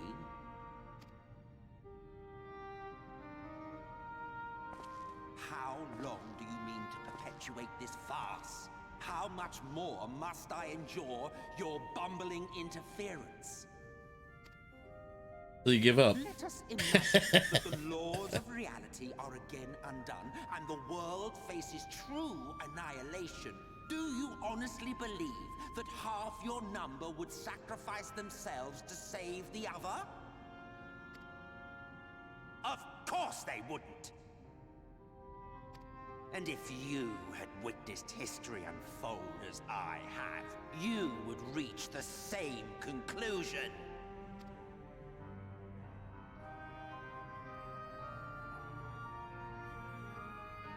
You cannot be entrusted with our legacy. I will bring back our brethren, our friends, our loved ones. The world belongs to us and us alone.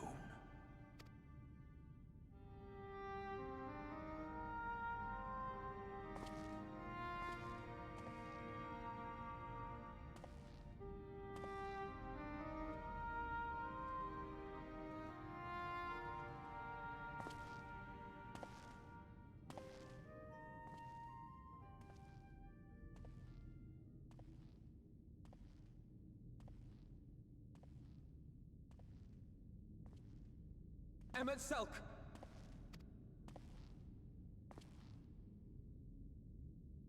We understand, truly, but it makes no difference.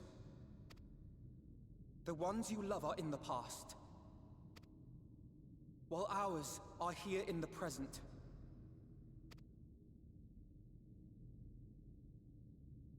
One day, we too will be ashes and dust, but not today. Our time is not yet finished.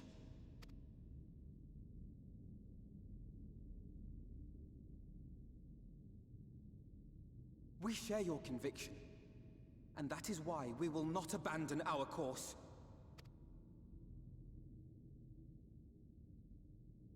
Good.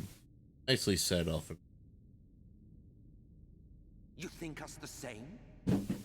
You think your tattered soul of equal worth to those I lost?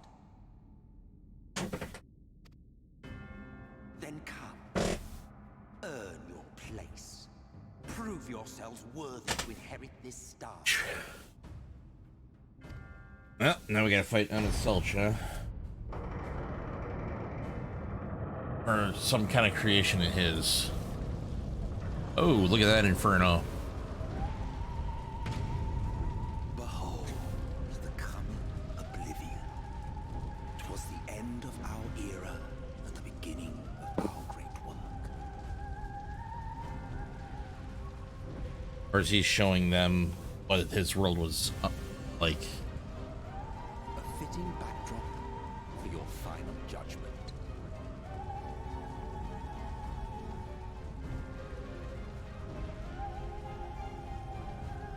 All right.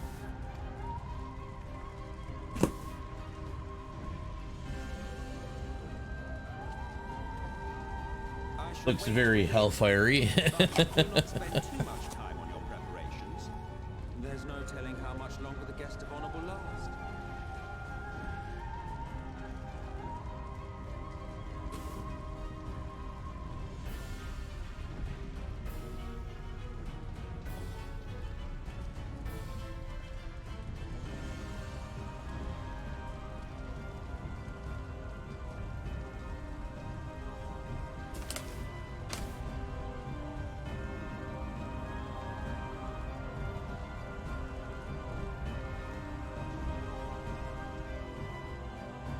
All right. Well, I guess this is our time itself battle. Amurat, now accessible.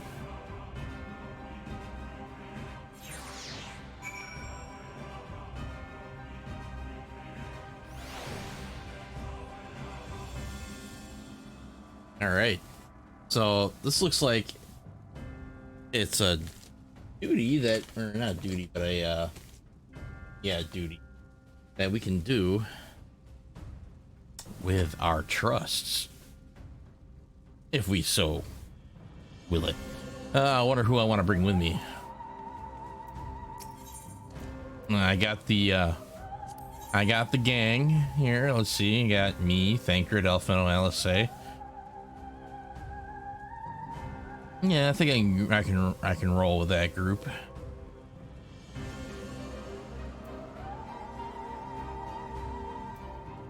All right.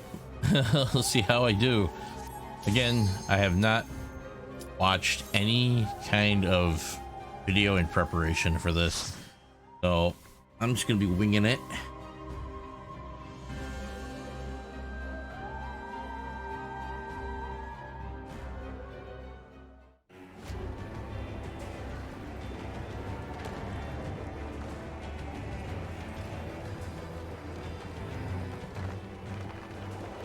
No, so this is what's going on with Amarat on the very end of its days.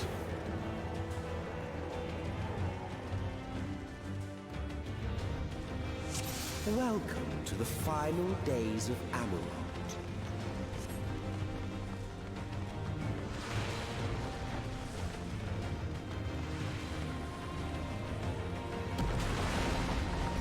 Oh Lord, can't see nothing.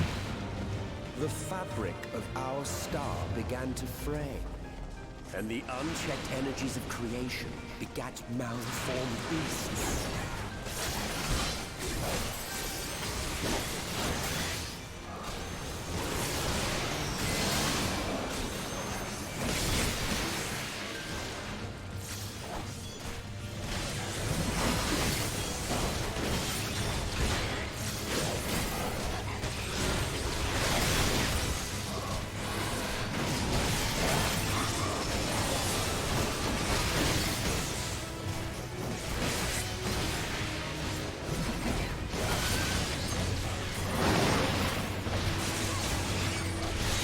Oh my goodness, this is just getting worse and worse and worse.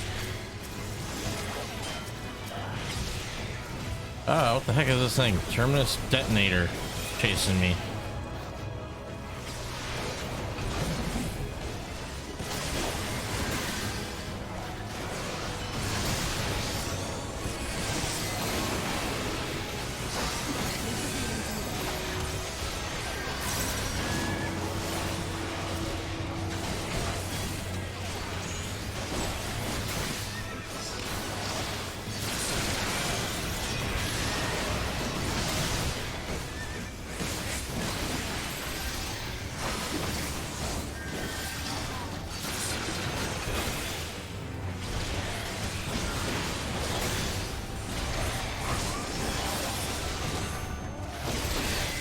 Ouch.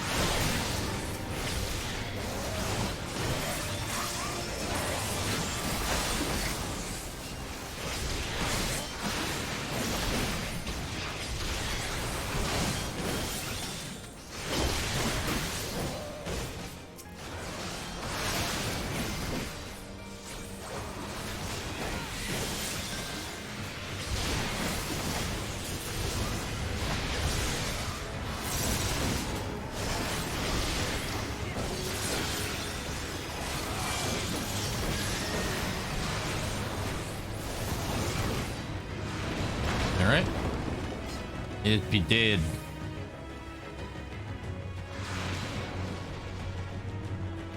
Bear witness to the first doom, huh?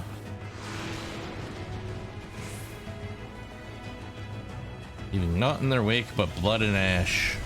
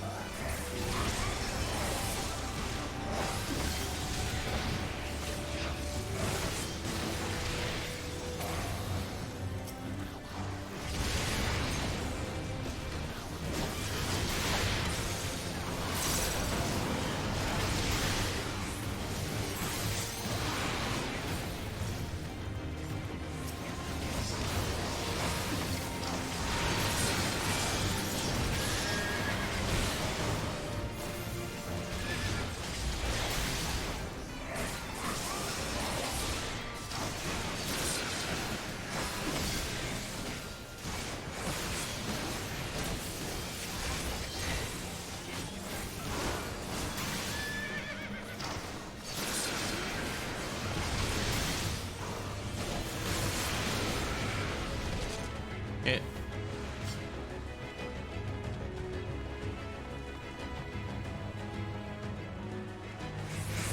All right, here comes another group.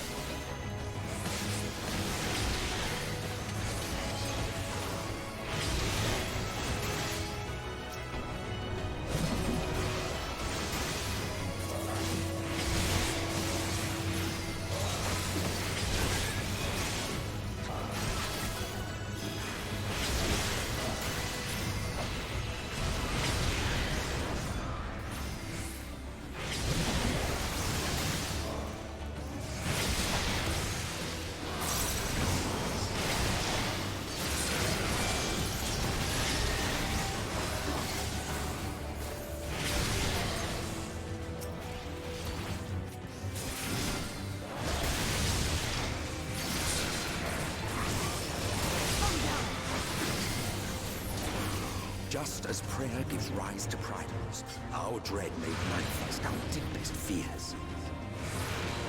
What in the name of all that is? That thing's ugly as heck. Oof. I think it's just ugly. A caterpillar with a mouths and all sorts of grisly stuff.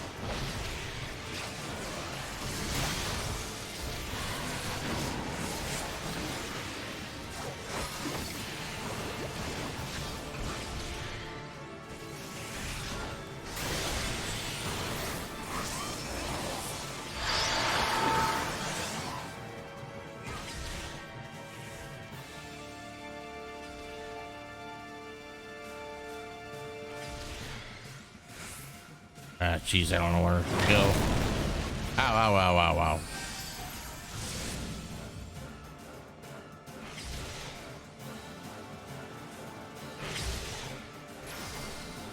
All right, so the final sky is a area-wide AoE that you have to stand behind a rock of some sort. Oh, Lord. Followed up by this mess. Oof.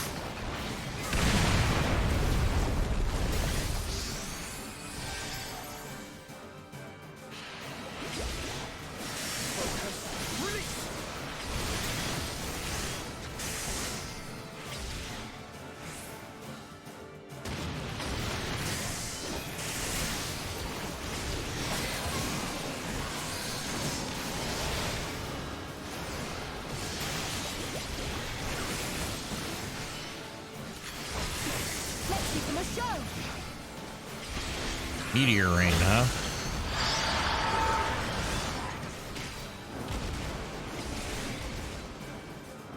Oh.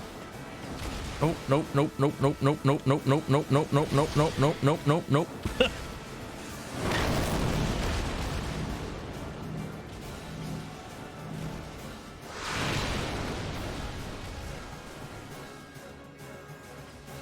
Okay, he wasn't pulling that one off yet, huh? Oh, now he is.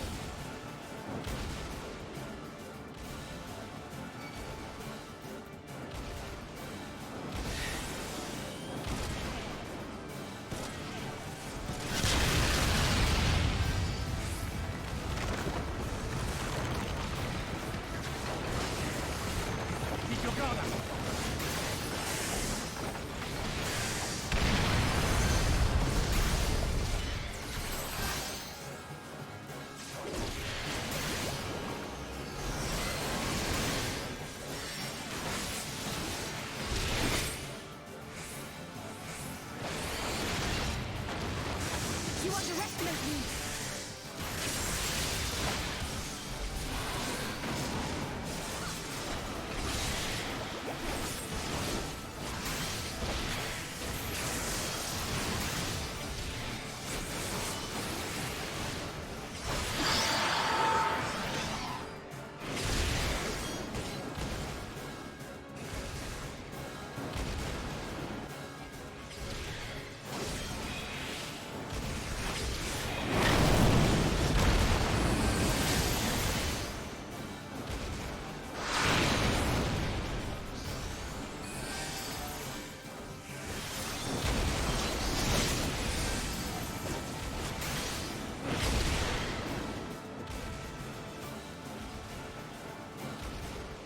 No, seriously? Come on.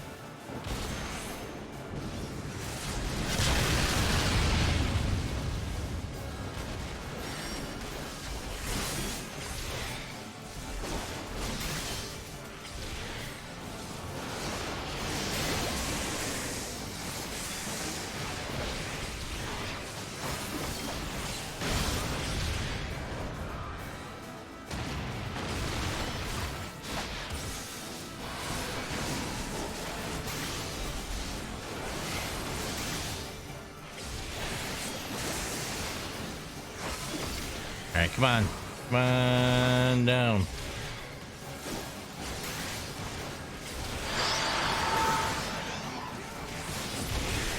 There we go. An Amartine Ring of Slaying. I do believe that's up my alley. Yes, it is. But I'm going to hold off on equipping it. It would not, however, prove the last.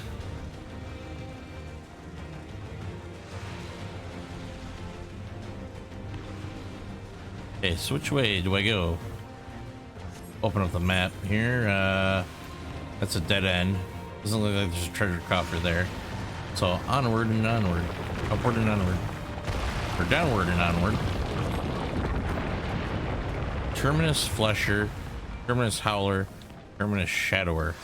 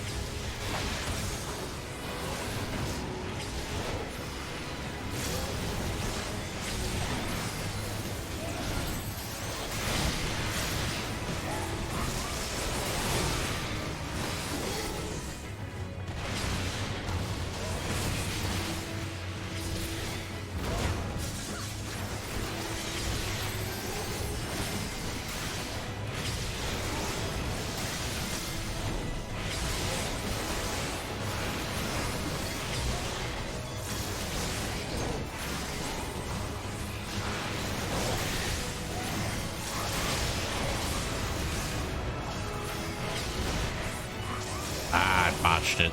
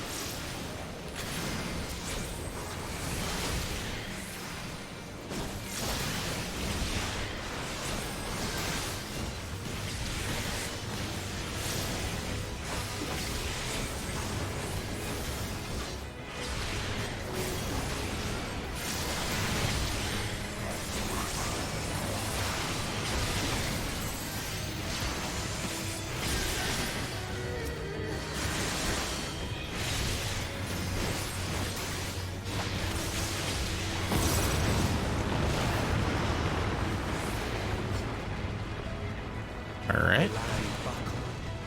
The city's burned. The waters treasure ran coffer. red with blood.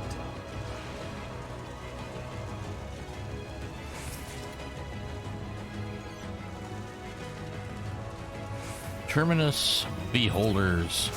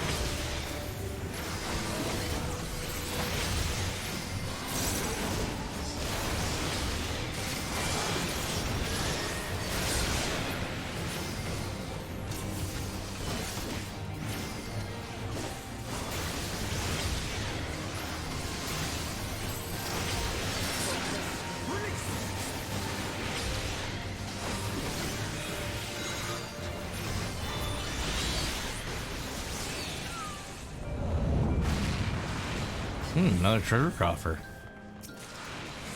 Bracelets of casting, kind of worthless to me.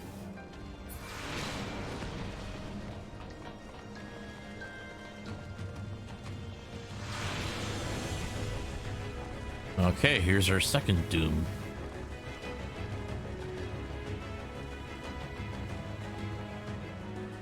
Thus did the second doom break us. A giant cockatrice.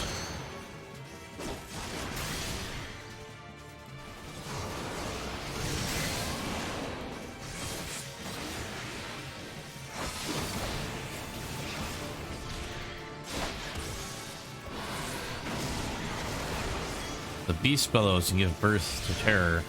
Terror, which in turn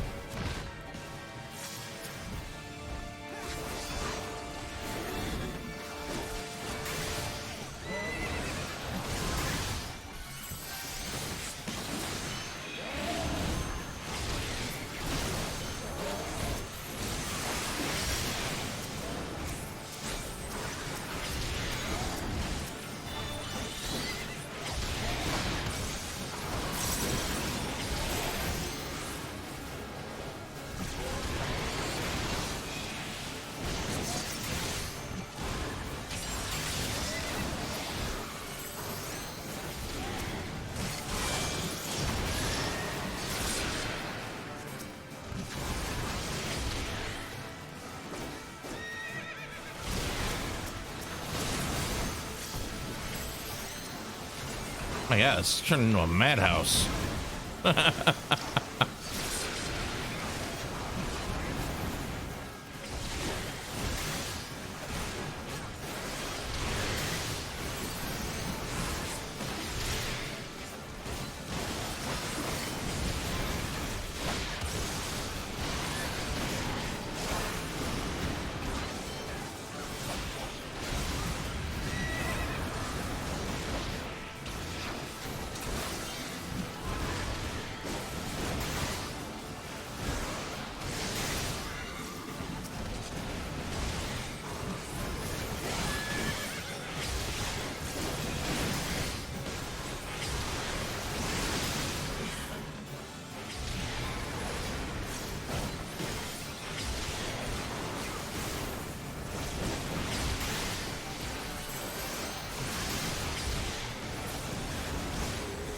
Oh my lord.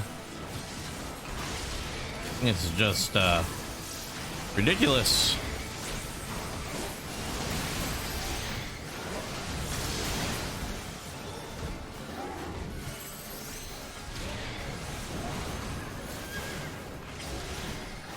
Hermit's Flesher seems to be our current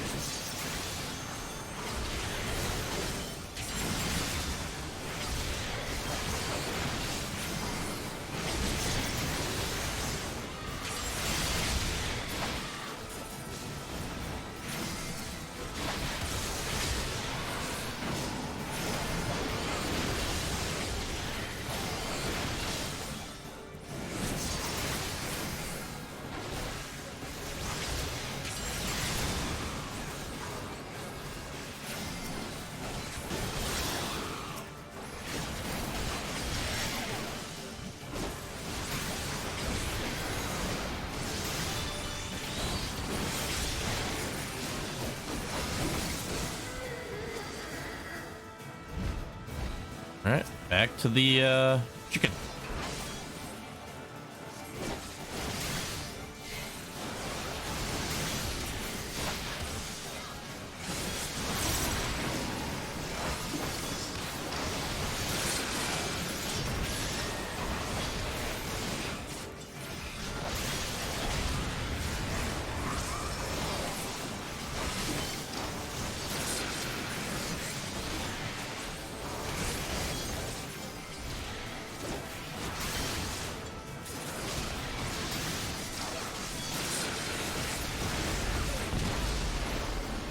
Yet this is far from the worst of it.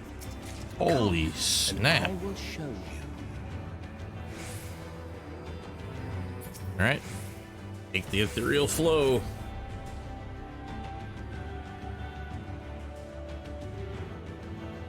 Oh dear lord. Just a Holy little snap. further, and you will see the end of a world. Kind of see it right there. And not looking very good down there.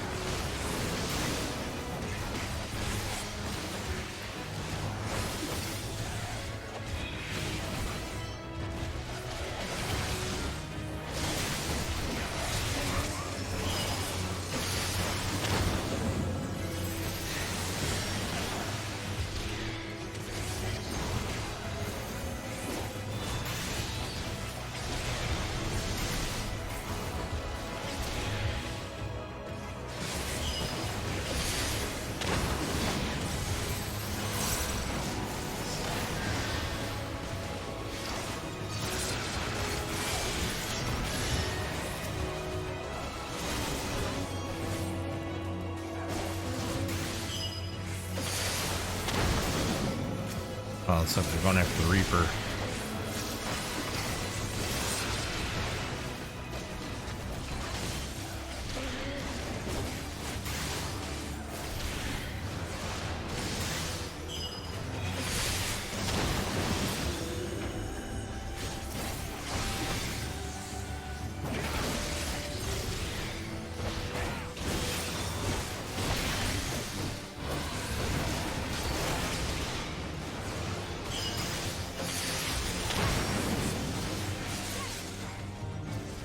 All right, that group of trash is gone. Hey, Thancred.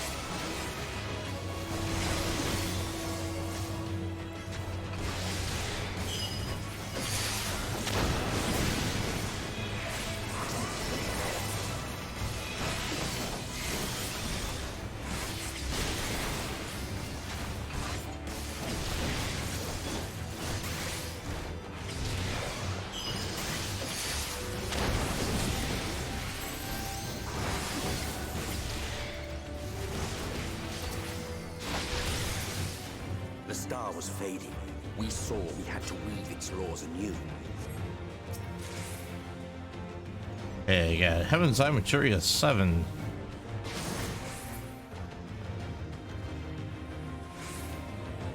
Prepare yourself.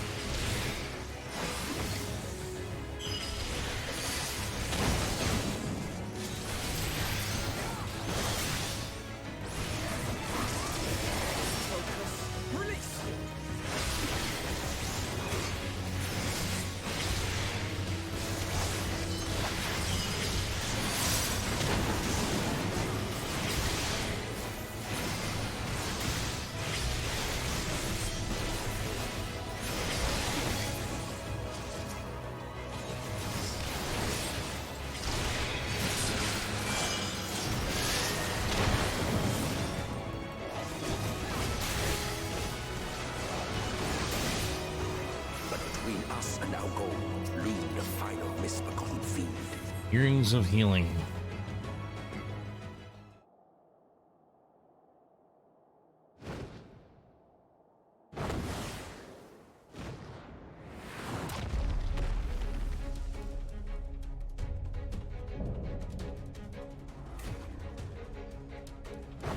Sonic Riddle Therian.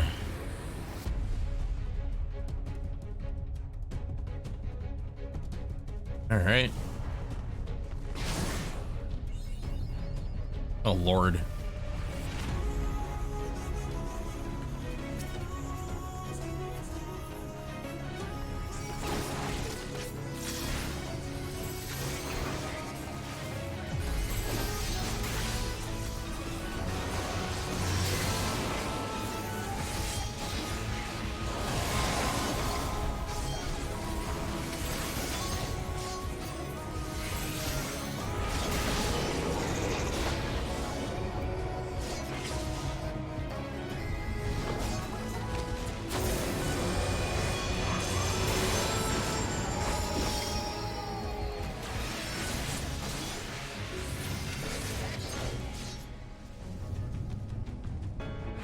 Aryan charge, huh?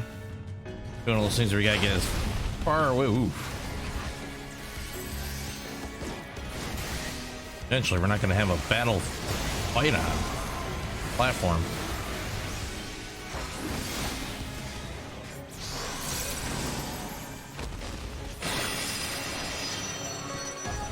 Oh, death ray. Oh.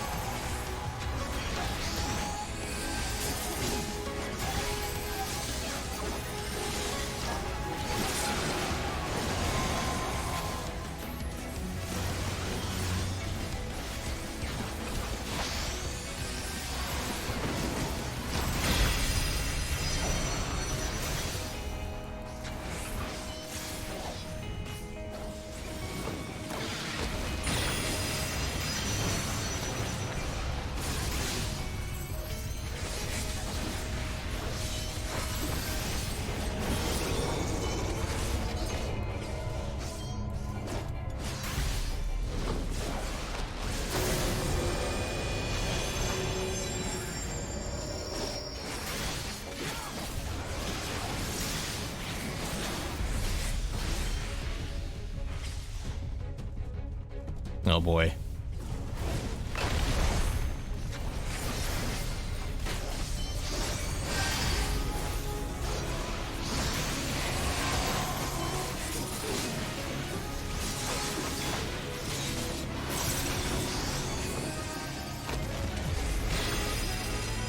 Ow, ow, ow.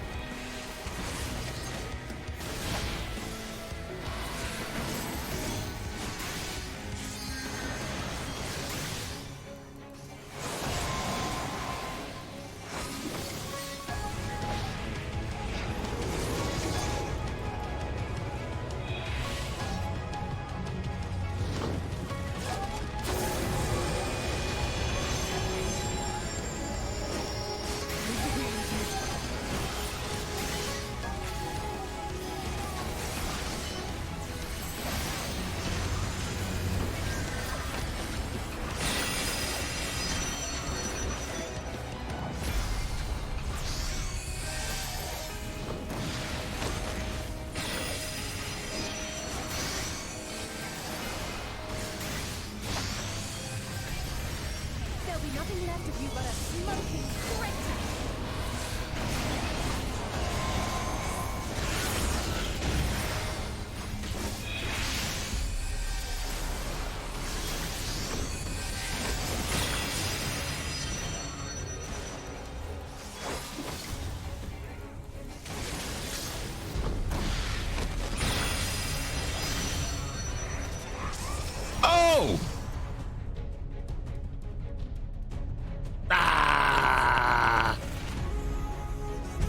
Jeez Louise.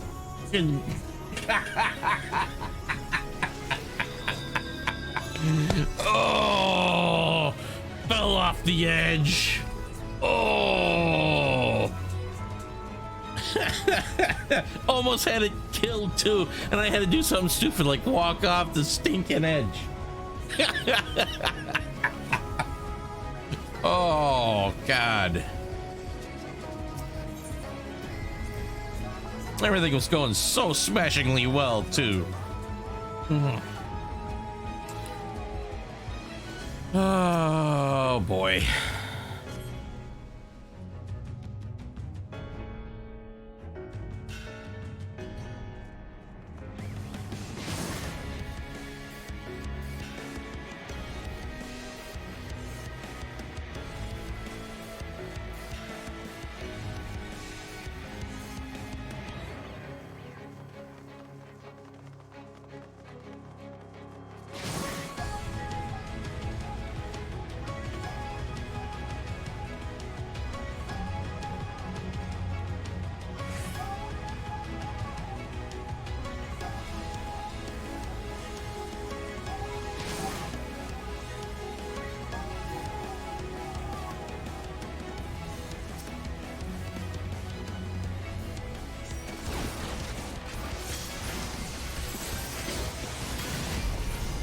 All right, this time let's not fall off the edge, right?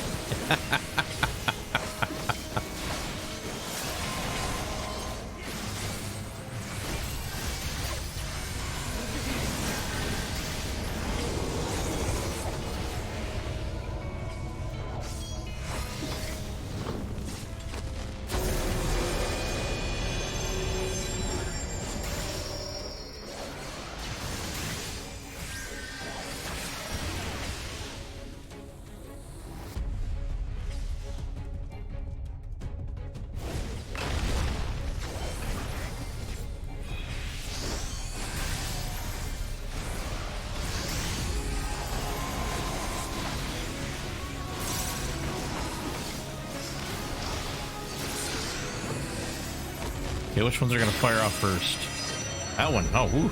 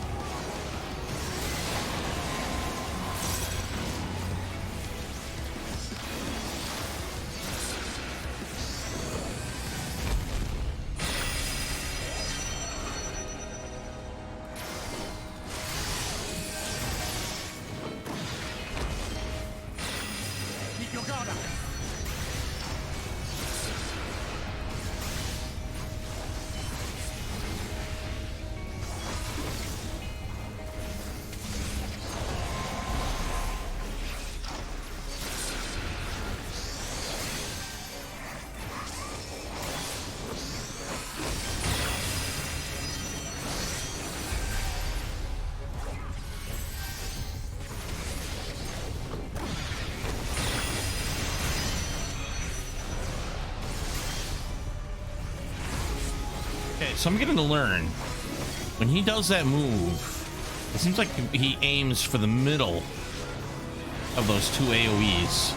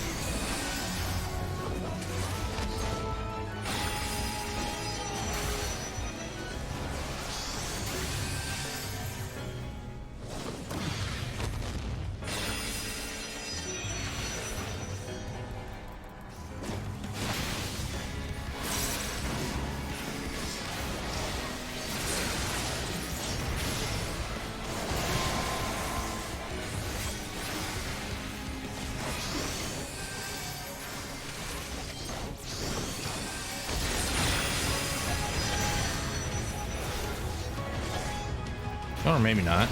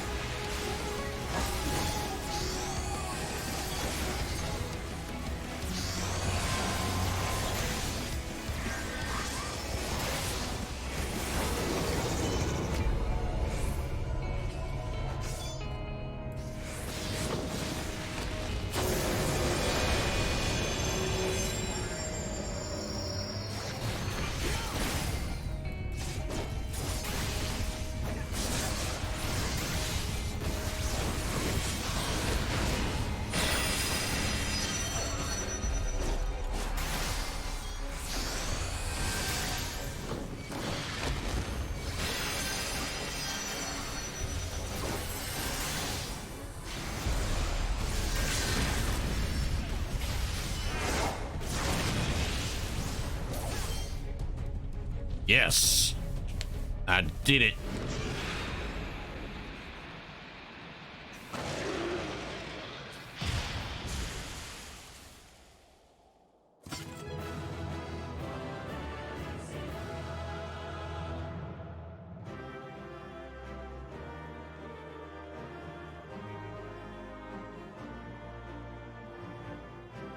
We destroyed it. We did it.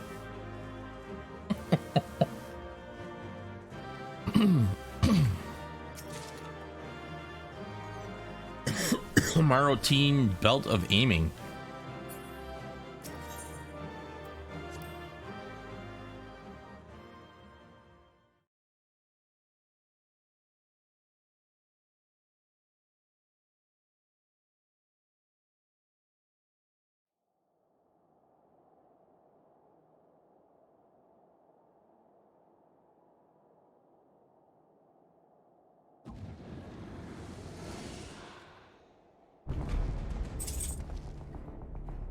Let me guess, we gotta fight him now?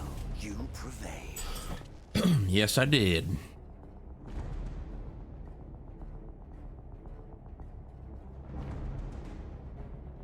Nevertheless,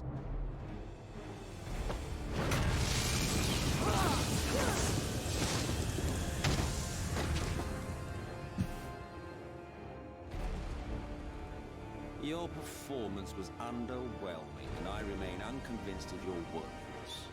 What? Oh, you tower of your misbegotten ilk, no doubt. But should I bring my full strength to bear, well, you would be as leaves in the wind. The gulf between us is a reflection of the disparity between the world as it was and what it has become.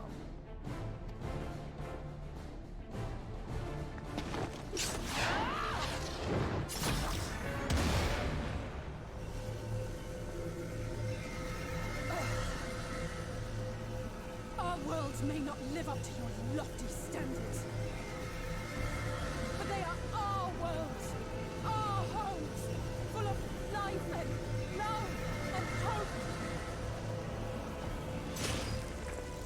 Won't stand by and let you destroy them!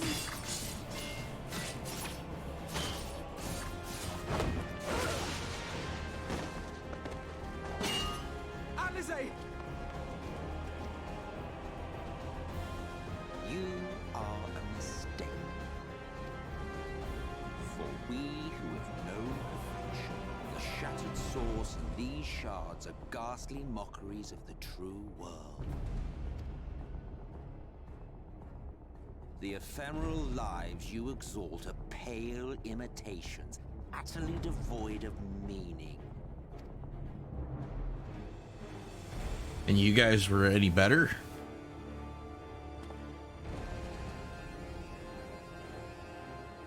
Belittle us all you like, but we will rise again and again, and give the lie to your insults through word and deed. We define our worth, not the circumstances of our creation. More prattle.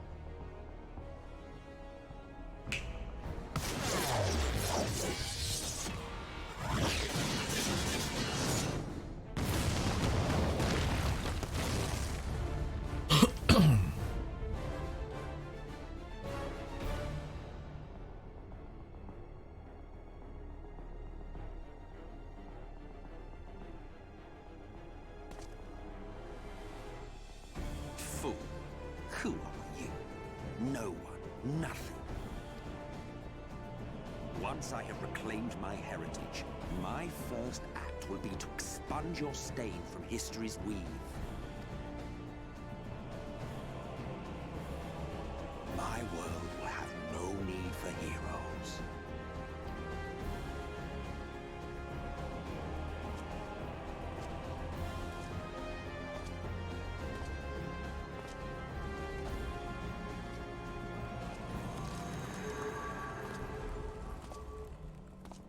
Still fighting the good fight.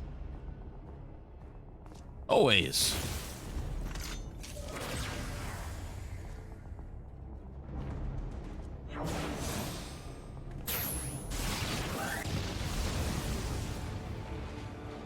It is true that all we hold dear is fated to fade away. But that is no reason for us to forsake it.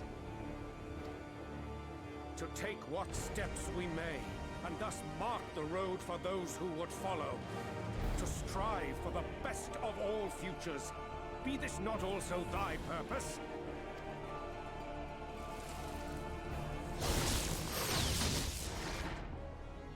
No! Not my comrades. Do not presume to speak of my future.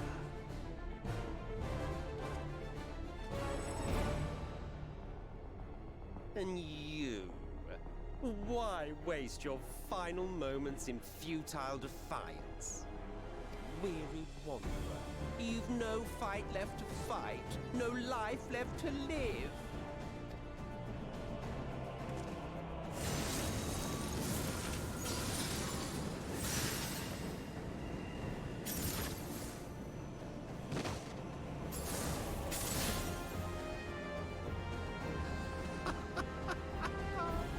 You see, the light will not be denied. Surrender to your fate, and let the transformation take you.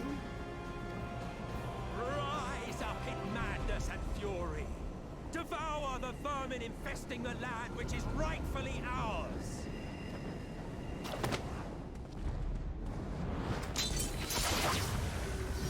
Oh, Thancred.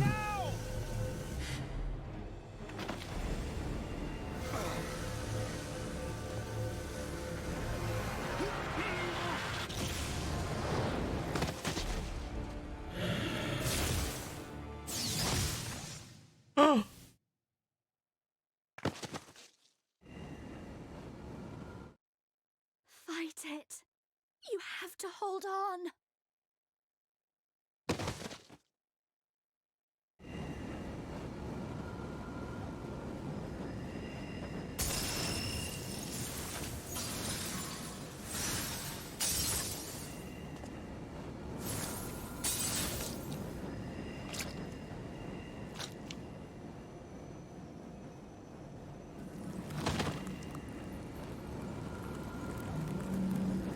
It's Ardbert.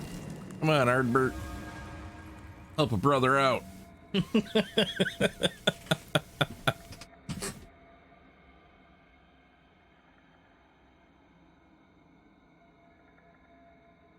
Ardbert Wan Kenobi, you're my only hope. To take another step.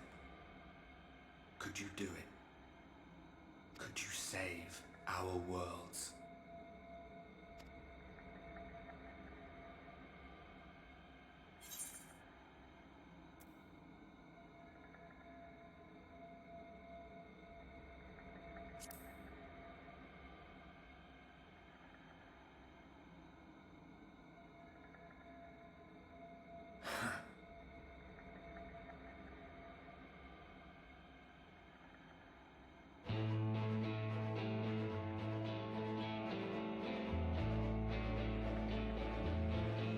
Take it.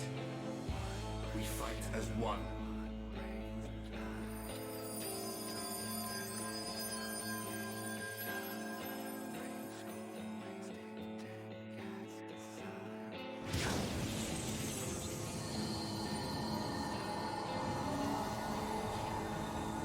This world is not yours to end. This is our future. Our story.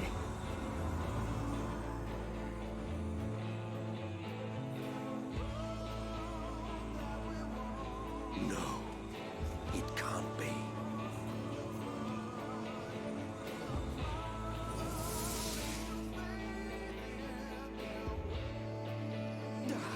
A trick of the light. You are a broken husk, nothing more. How can you hope to stand against me alone? Yes, how? We stand together.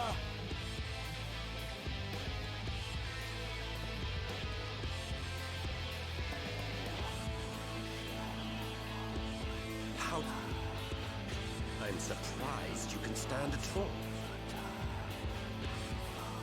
I could not well leave matters half finished. Let expanse contrast, eon become instant.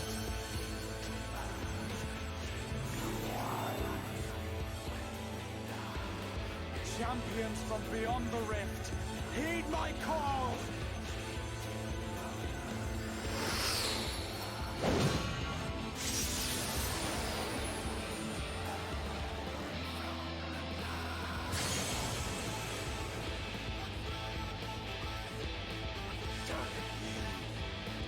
Damn you all!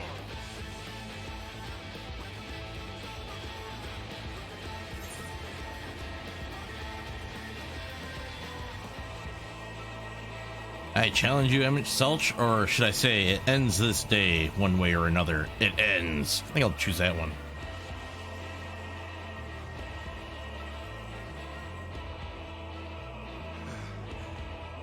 Very well.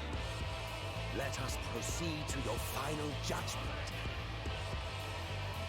The victor shall write the tale, and the vanquished become its villain. Hiya, Jane. Sorry I didn't answer right away. But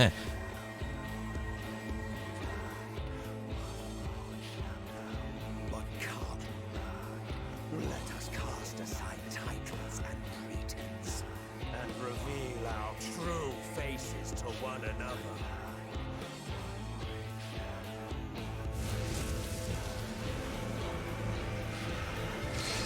I am Hades, he who shall awaken our brethren from their dark slumber.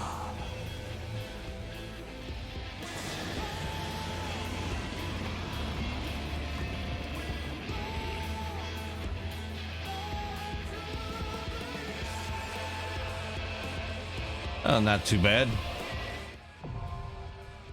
The Dying Gasp, now accessible. Ooh.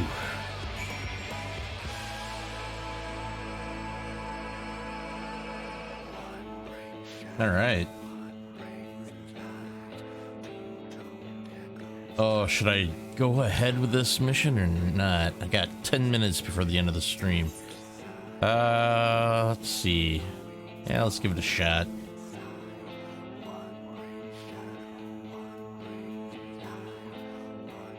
This is going to be an interesting battle, I think. Maybe I should hold off and actually do a, actually watch a video on it.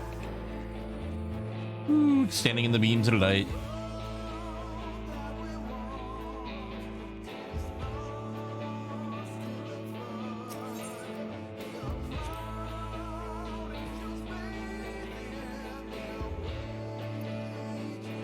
Yeah, I think I'm going to tackle this battle in tomorrow's stream, I think. And this is only 9 minutes off from the end of the stream time that I usually have scheduled. I think I'm going to end it here. Thank you all for joining me today, and I will see you guys all. Oh, actually, no, wait. Tomorrow I won't be able to stream. I actually got an appointment to get a procedure done with my doctor. So actually, this is going to have to wait until, I do believe, Monday. Let me take a look at Monday. Let's see what we got on the agenda. Okay, Monday is completely free and open. I can do everything that I want to do on Monday. So I will see you guys all again on Monday, October 7th. 9 a.m. Eastern Standard Time to 12 p.m. Eastern Standard Time. And in that stream, we will be tackling the Hades battle. And I think that might actually be the end for the main story quest until the next patches for the game hits, where they add new quests to the quest lines. So, yep, that's what we're going to be doing, everybody. So, I'll see you then. Have a good Friday and a wonderful weekend. And we'll catch you again on Monday, everybody. Till then, goodbye.